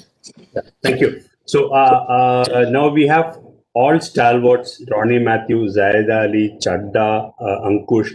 So I thought I'll go into a totally different stream of events, which luckily for me nobody has covered so far. Greetings from God's own country. This is the 73rd Apollo that's in Kochi. I will show you first case that's of a bare metal stent ISR. So this is a 62-year-old male post triple vessel PTC 2010 while all BMS presented with class 2 angina, and this is the angiogram. The angiogram showed there is a significant ISR of the stent that was put in the mid RCA. We dilated the vessel with a 2 millimeter balloon because nothing would go through otherwise. After post dilatation, we did a OCT run. This is the picture of the OCT run. This is in our initial stages of our experiments with OCT. This is a combination of saline with the contrast, and we got this OCT run at the end in the pre this thing. So it shows a significant fibrous plaque which has been there. It shows multiple very tight area in the center. The stent struts can hardly be seen. It is so badly neoatherosclerosis and intimal proliferation is there. Only towards the end you can see a little bit of the stent struts that can be seen. So in addition to that, if you see carefully, this is a little bit of theory, to forgive me for this, but you can have either a homogeneous, bright, uniform layer, which is of neo-intimal hyperplasia, neoatherosclerosis, where you have heterogeneous layer, and a stent area which is smaller than the vessel area, which shows that is a stent under expansion or wrongly under expanded. These are the reasons why you land up with the acute MI. What I would like to say is the Waxman ISR classification, very important. It is mechanical when you have not put the stent properly. Biological can be type 2 or type 3. I will tell you what it is. And the type 3 is mixed. There is some amount of the stent has not been deployed. However, even in the areas where the stent has been deployed, there is neo-intimal proliferation. It can present as type 4, where it is chronic total occlusion, or if it is a already treated ISR, it is called type 5. This is Walkman ISR classification for drug-eluting stents. It is Mehran's classification for BMS, which should be actually applied in this case. So we have type 1 mechanical underexpansion or stent fracture, type 2 biological neo-intimal hyperplasia, neoatherosclerosis without calcification, or neoatherosclerosis with calcification. And finally, type 3 mixed, which is a mixed mechanical and biological. So what probably we are dealing with the type 3, it's a mixture of mechanical and proliferation. You can see that there is significant, these small strut edges can be seen very far away from the lumen, and you can see this is here you can see the struts much more clearly. And this is the first we dilated the lesion well, prepared the lesion well, and deployed a 2.75 into 24 millimeter stent. And OCT run post the stent showed multiple areas of malapposition, which can be seen as these red areas. And then we dilated with a 3 into this is the OCT lumen pre-dilatation. Shows there is one calcium plaque in the center, which is the tightest area. Otherwise, the rest of the vessel seems all right. This is the distal part. After the stent implantation, you can see that there is malapposition at this area, and the stent is slightly not deployed well. You can see the other areas, stent has been reasonably well deployed. And we did post this, we did an OCT run, which showed, sorry, it's not playing. The problem we faced was that there is one calcium plaque here, which is a single plaque, which is not permitting this area to be expanded very well. Now, the question was whether to go ahead and dilate that single plaque with single chunk of calcium or just leave it alone. After a lot of thought, we decided to leave it alone because any amount of pressure on the calcium will cause equal amount of pressure on the opposite side, may end up with a dissection, may end up with a stent fracture. So we decided at the end of the day, leave it as it is. So this is an ISR. This is the final angio, and this is the final OCT run. You can see clearly that this is a combination of contrast and saline. That's where the spectacles are seen. You can see that the stent has been reasonably well deployed, and the area of the calcium, which is behind the stent, can be seen in this view. Or the area is a little small there, but since it was only a unique single solitary calcium nodule, we decided not to touch it and left it as it is. The patient is doing well. Case 2 is a crazy case which took me some time to decipher what happened. This was a person who had a scaffold put into a vessel, which according to the notes said it was in the proximal LAD. But when we took the angio, we found that the whole vessel is shut down. We managed to push in the OCT catheter and take an angio. So what has been found out, and this is that two things have happened. One, the scaffold has been 3.5 was the biggest scaffold available. It has been put into a 5 millimeter vessel, and it has in addition migrated to the left main from this thing. So there is scaffold which is got literally crumpled into the vessel. You can see as it passes by, there is an edge dissection distally. Now the scaffold is started to appear, and it is slowly appearing. Here probably it is deployed well. Here the scaffold is just compressed and just collapsed on itself, and there is a significant amount of neointimal growth also there. And my guide is deep into the left main. It's a huge left main, 7 millimeter left main. That is why this sort of appears as if it is the end of the left main. It's not end of the left main. It's the middle of the left main, the huge left main. So when we dissected the section-wise these things, you could see distally it's not landed well. It's got a plaque there. It's got a dissection there. This is the area where there is intimal hypoplasia, severe neointimal hypoplasia.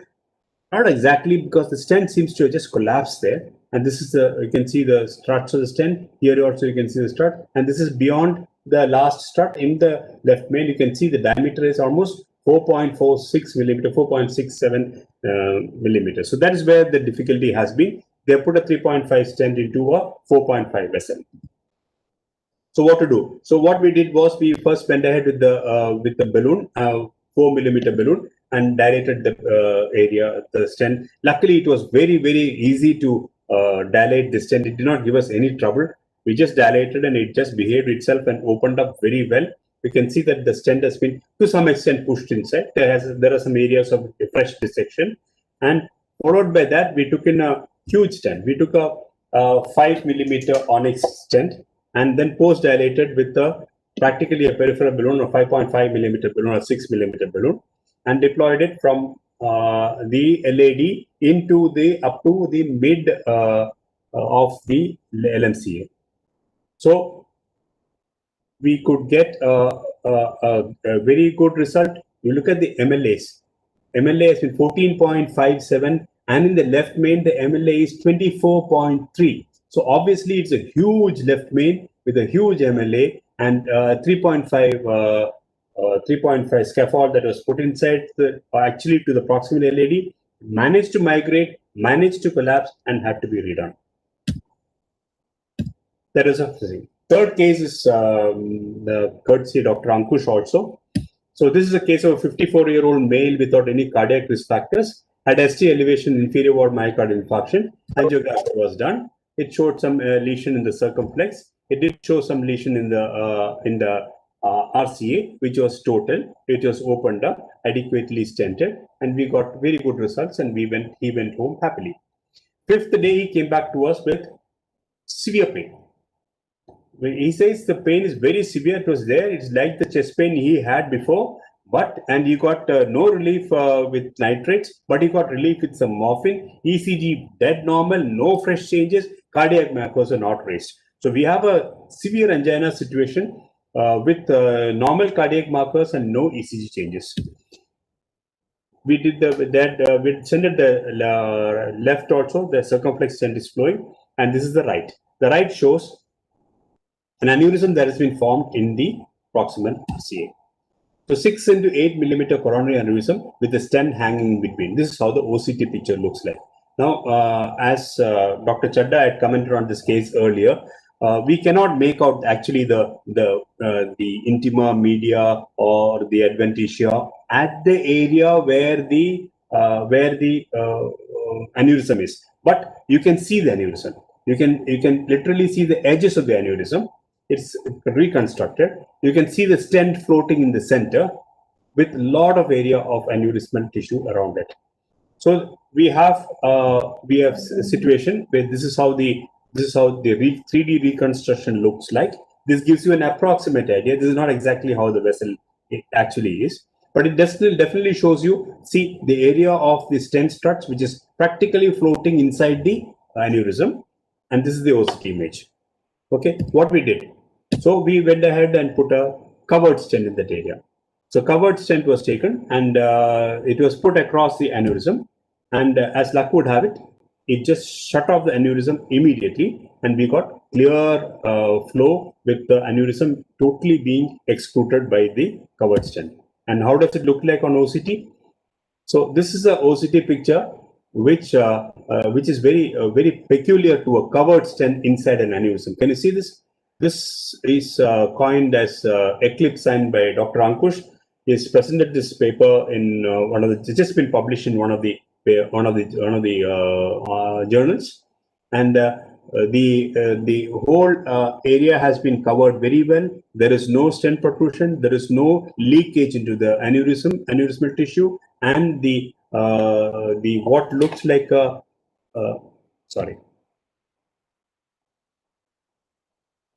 what looks like an eclipse can be seen in the stent. This is exactly how it looks like. You can see by rotation, it looks like a solar eclipse. So this is the final results. You can see that the angiographic result is good. The OCT results are good. You can see that the stent has shut off the aneurysm, and this is the 3D reconstruction. All of them showing that the vessel is patent and good. And this is how the eclipse looks like. There is one more case, but I'll stop with this. Thank you for the opportunity, and thank you for listening. Thank you. Thank you very much, Dr. Mahesh. It was a very nice presentation of cases. Now we can go to next and final talk. May I invite Dr. Sanjeev Roy? He's the Director of Interventional Cardiology at Fortis Escorts Hospital, Jaipur. And he will be talking on, we'll be moving from imaging to physiology.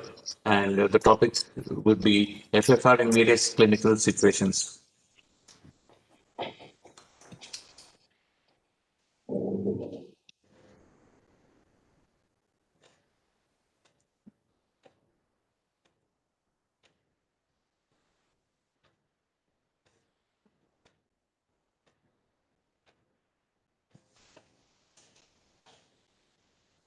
Dr. Sanjeev?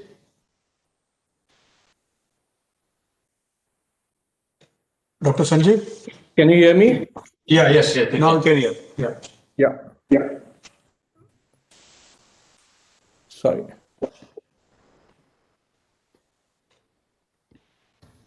Yeah, thank you, Dr. Mahesh. And as a last batsman, I suppose I'm going to discuss about physiology, which has not been dealt this evening.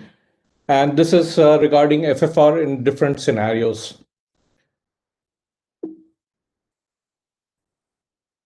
So why do we need physiology assessment? Because localized ischemia is not documented when stenosis severity on visual estimation of the coronary angiography is between 50 to 90% stenosis. And all know that when we have the patient on the table for an elective PCI, if you look at the Medicare population, even less than 50% have undergone any documented ischemia testing within 90 days prior to the intervention. And even when the proof of ischemia is available, the intracoronary interrogation may be required to identify which stenosis accounts for ischemia, particularly in multivessel and multiple lesions that we have. So basically, we need to treat the ischemia and not the anatomical lesion. And we have seen that in several studies, the ischemia-guided PCI has shown better outcome than the angiographic-guided one. So when it comes to the physiological assessment, what we have is a non-invasive assessment by a CT-derived FFR, and perhaps in time to come, a combination of CT-derived FFR and CT angio will become the gatekeeper for the patient to get an entry into the cath lab. And inside the cath lab, we have various modalities like wire-based physiological assessment or a angiography-derived FFR. And angiography-derived FFR is very useful when you are doing the angiography or even during an angioplasty, just particularly for the post-stenting, post-PCI, the FFR values. When it comes to the wire-dependent, the physiological assessment, it is the hyperemic pressure ratio or the non-hyperemic pressure ratio. And I'm going to focus today on the hyperemic pressure ratio, that is FFR, which is currently considered almost like a gold standard. The lesion subsets where FFR is applicable are basically the intermediate lesion, the single vessel, the multivessel, left main, the ostial and the side branch lesions, non-culprit stenosis and acute coronary syndromes, the sequential stenosis, the diffuse coronary disease, and very importantly and most neglected is the post-PCI FFR and the delta FFR. So I'll try to dwell upon in all of this with as much time designated to me. So coming to the intermediate lesions, we have the limitations of angiography, although they form the gold standard in most of the trials, but interpretation is highly variable, particularly both the inter-observer and intra-observer variations. It poorly predicts the functional significance of the stenosis, and presence of inducible ischemia should be triggered for the revascularization, not the anatomical stenosis.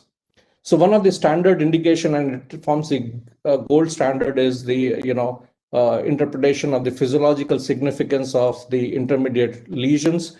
And we have found that this FFR is very well validated in various in comparison to the various non-invasive tests, and the clinical outcome is very good. So this is one of the very first studies where FFR, perhaps the only the physiological assessment which has been very well validated compared to the non-invasive assessments. And even those where a deferred approach was done, even in 15 years' time, the event rates of myocardial infarction were almost less than 1%. So you can safely defer. However, it's very important to know that angiography may either overestimate or underestimate the lesions. And for the lesions which angiographically look like 50 to 70% of the stenosis, nearly 35% may have a physiologically significant stenosis, while on the other hand, where it was 71 to 90% stenosis on angiography, nearly 20% of them will be physiologically not significant, and yet they undergo the procedures. So physiological assessment had reclassified the severity of the disease. As you can see here, in one of the studies by Santana, it was 30% of the triple vessel disease became 74% on the FFR assessment. So this is one of the intermediate lesions where you can find here this patient had undergone a primary angioplasty of the RCA lesion, continued to have symptoms, and a physiological assessment was done after some time. The baseline PDPA was 0.9 and the FFR was 0.74. It was a long diffuse segment, which was the culprit here. So he underwent a successful angioplasty. So in the multivessel, again, it can be a very helpful guide about the choice of those coronary stenosis that need to be stented. And significant outcome benefit has been seen, as in FAME study, nearly 30 to 35% reduction in the MACE was seen in the first year. And after 2 years, there was significant reduction in death and MI, and the benefits continued, remained at 5 years, although it was statistically non-significant because of the lower statistical numbers. It lowers the cost without prolonging the procedural time, and it is as effective in relieving the angina. And in meta-analysis, it was shown that FFR-guided therapy prolongs life and decreases myocardial infarction. So if you look at this analogy, if you have an ischemic lesion, the intrinsic risk factor is nearly 5% per year. If the lesions are non-ischemic, the intrinsic risk is 1% per year. And once you have stented, the intrinsic risk remains 3% per year. For this example, if you look at here, there are 4 lesions, 2 of which are ischemic and 2 which are non-ischemic. So going by these data, if all the 4 lesions are stented, so it becomes like the intrinsic risk is 4%, while it actually does not reduce any of the intrinsic risk overall. But if you stent only the 2 of the tight lesions, so it is 2 of the tight lesions, and you do not stent the remaining 2, the intrinsic risk comes down from 12% to 8%. So it is always a functional, physiology guided PCI, which is much more better strategy in reducing the intrinsic risk and yet eliminating the ischemia with similar benefits. So this is one example where you find a multivessel disease. It has a lesion in the RCA circumflex and the LAD ramus. You can look at here. And the functional assessment showed that only the LCX was a tight lesion and underwent a successful angioplasty without involving with medical management of the other lesions. FFR, again, a difficult subset, and we can classify them into the 4 subsets where you have an isolated left main disease, left main with 1 downstream, or left main downstream lesions as a single unit, or downstream lesion as a tandem. So I'll just highlight these examples here. If you have a single, left main isolated lesion, it is always preferable to do the FFR in both branches and then evaluate. If you have 1 downstream region, particularly the proximal one, it all depends on the severity of the lesion and the myocardial mass that it subtends. And if here, whenever you have this lesion, it automatically elevates the FFR in the other lesions. But if FFR in the other vessel, which is not involved, is more than 0.85, then in all probability, this is not a significant lesion, and you can go ahead with the angioplasty of the left main and the culprit vessel. But if it is as a combined, bifurcation lesions involving both branches, I think here perhaps an image-guided, assessment becomes an important tool. But if you have a downstream lesion as a tandem lesions quite distally, again, you have to first treat the distal lesions, which shows the significant drop, and then again do the FFR and reevaluate. The most important factor here is the technical thing, that is, when you have an aorto-osteal disease, you need to calibrate the vessel equalize in the aorta and then assess that. And the guide catheter should not be deeply intubated. This is one patient which had been referred for CABG here, but fortunate for him, I would say that the angiographic CD was not working, so he was taken for a reassessment for basically angiography, and we found that the lesion was not significant, and the FFR done showed a very insignificant, only 0.96, and the patient was left on medical management.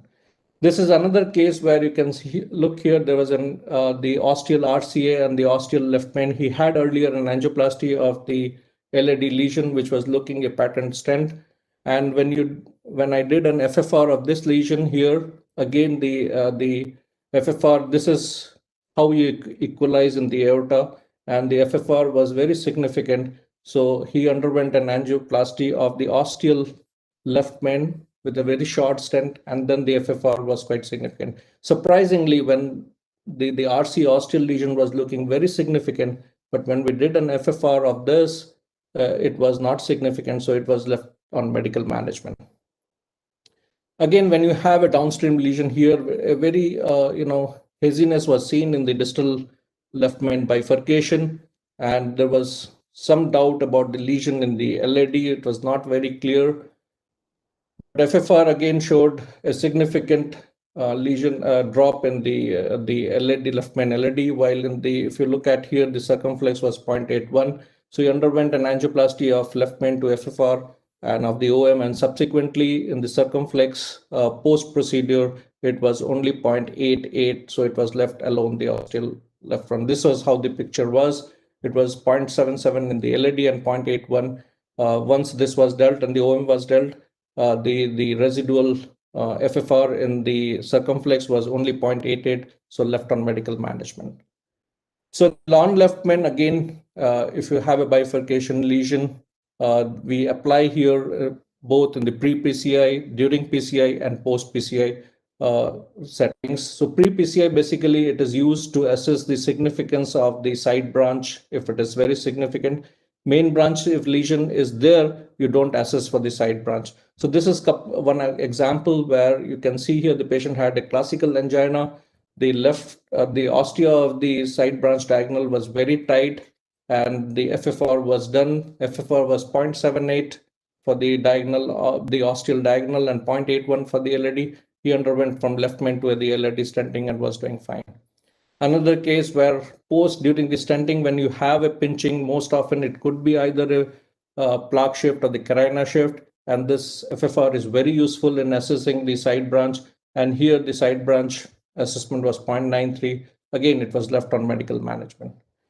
Serial and sequential lesion, very important because there is always a crosstalk between the distal lesion and the proximal lesion, and the influence of distal lesion on the proximal one is generally more pronounced than the other way around. So it is always better that if you have a significant gradient, pullback gradient of more than 10 in the distal lesion, it is dealt first and then you reassess. This is one example where you have a distal lesion which is very significant, an intermediate lesion in the proximal. So these were the FFR values. Fix the distal lesion, reassess. Again, FFR was significant for the proximal lesion as well. So underwent an angioplasty, which again, the final FFR was 0.87. So medical management. Diffuse disease, histologically and imaging studies shows that the atherosclerotic is most often diffuse, particularly in Indian setting, as Dr. Ronnie Matthews was also explaining. And discrete stenosis is otherwise very uncommon in our settings. So focal lesions is what we see in angiographically, and actually in imaging, most often it is a diffuse disease which is there. So diffuse disease, again, there is a moderate gradient at rest, and there is a mild increase in hyperemia, and you can see a gradually slope. There's no significant, and if you have a focal lesion, there is a sudden jump where you can find a small gradient at rest, but large gradient during the hyperemia. So this is one example where you did I did a pullback here, and you can see a gradually increasing slope. And this was the LAD. So we did not have any, sudden bump. And this was left on medical management. This is almost like 3 years now. Patient is doing fine.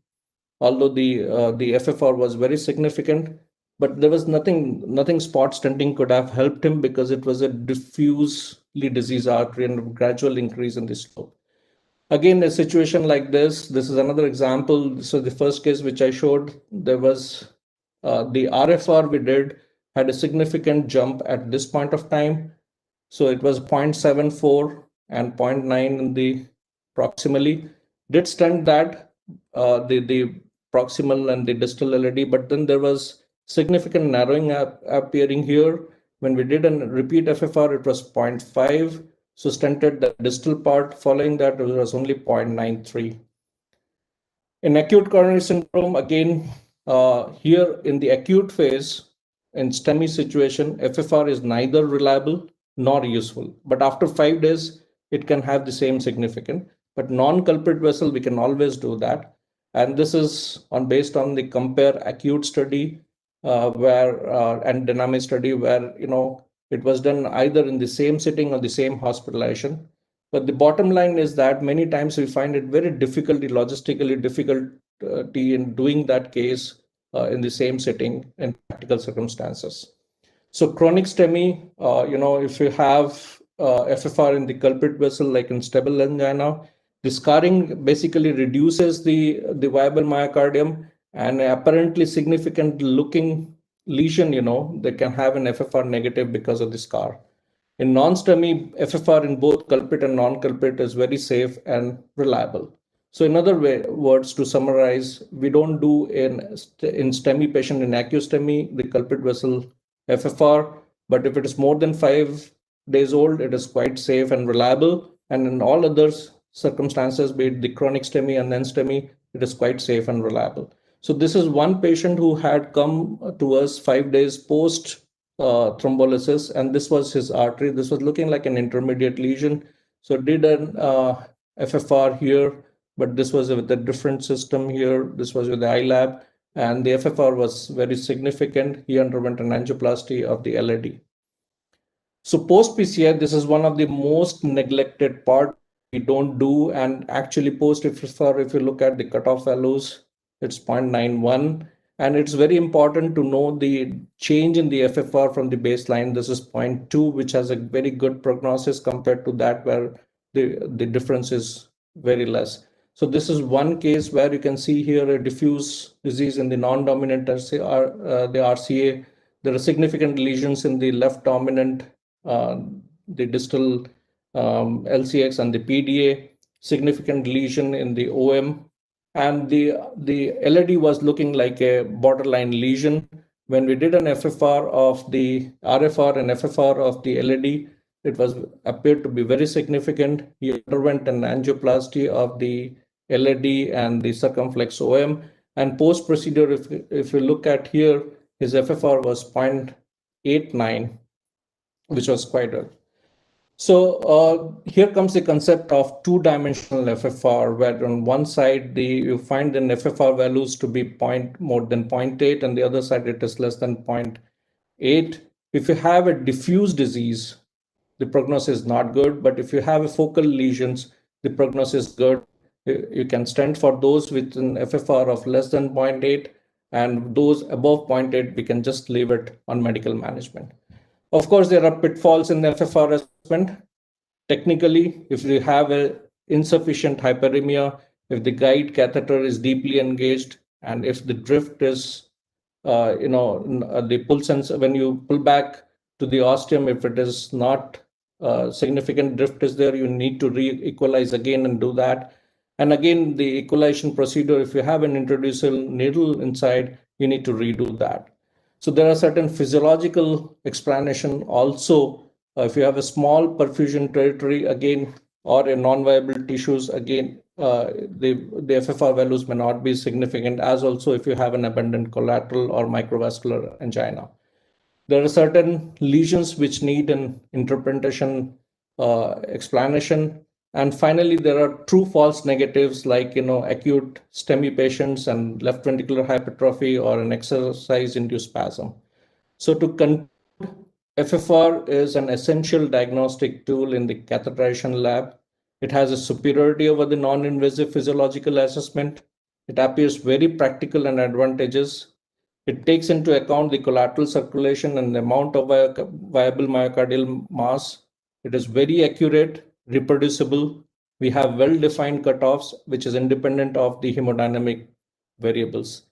Clinical decision-making about coronary revascularization with FFR measurements has been validated in patients with all kinds of lesion subset, be it single vessel, multi-vessel, bifurcation, left main, diffuse, or serial stenosis. And FFR-guided PCI associated with improved clinical outcome, which has been shown, and therefore it has been incorporated in the ESC and AHA guidelines. And FFR has fundamentally changed perspective with respect to the optimal diagnosis and the treatment of coronary artery disease, and has become an indispensable tool for the contemporary state-of-art coronary intervention. So final verdict is we need to treat ischemia and not the anatomical lesions. And ischemia-guided PCI has shown better outcome than the angiographic-guided one. Thank you. Thank you very much, Dr. Sanjeev. It was a very nice, presentation for what we call as functional angioplasty. So in the imaging session, it was a nice concluded talk. If there are one or two questions, we can definitely take. Or any comments from any panelists? Dr. Ziad, Dr. Ziad, any comments, final comments from your side? I think today was a very comprehensive description of using imaging and physiology of contemporary PCI. And that's really where we're going. This is the concept of precision PCI. It requires iteration of what we already know. And I think the key feature is that if you better not, right? Most of the time we can probably get away with guessing, or at least we think we can. Both the eye-optical study, the light lab study, and multiple case examples showed today that were mostly wrong. We just get away with it because the stents are so good. And how that getting away with it actually impacts the long-term clinical outcome right now is evidenced by Ultimate and by IVUS XPL, but hopefully also by Illumian 4. And that will help determine whether this gets a class 1 indication by the guidelines, which, to be honest, are grossly out of date. Thank you. Yeah, thank you. Thank you all the speakers and thank you all the panelists for a very interesting session that we had today. This was day 1 of Cardiology Next. We have day 2 tomorrow, where there would be a lot of clinical discussions also in the management of coronary artery disease. So once again, thank you all for today's session. And I invite you, all of you, for joining us tomorrow around same time for this day 2 session of Cardiology Next. Thank you. Good night. Have a great Thank day. you. Good night. Thank you. Bye-bye. Thank you.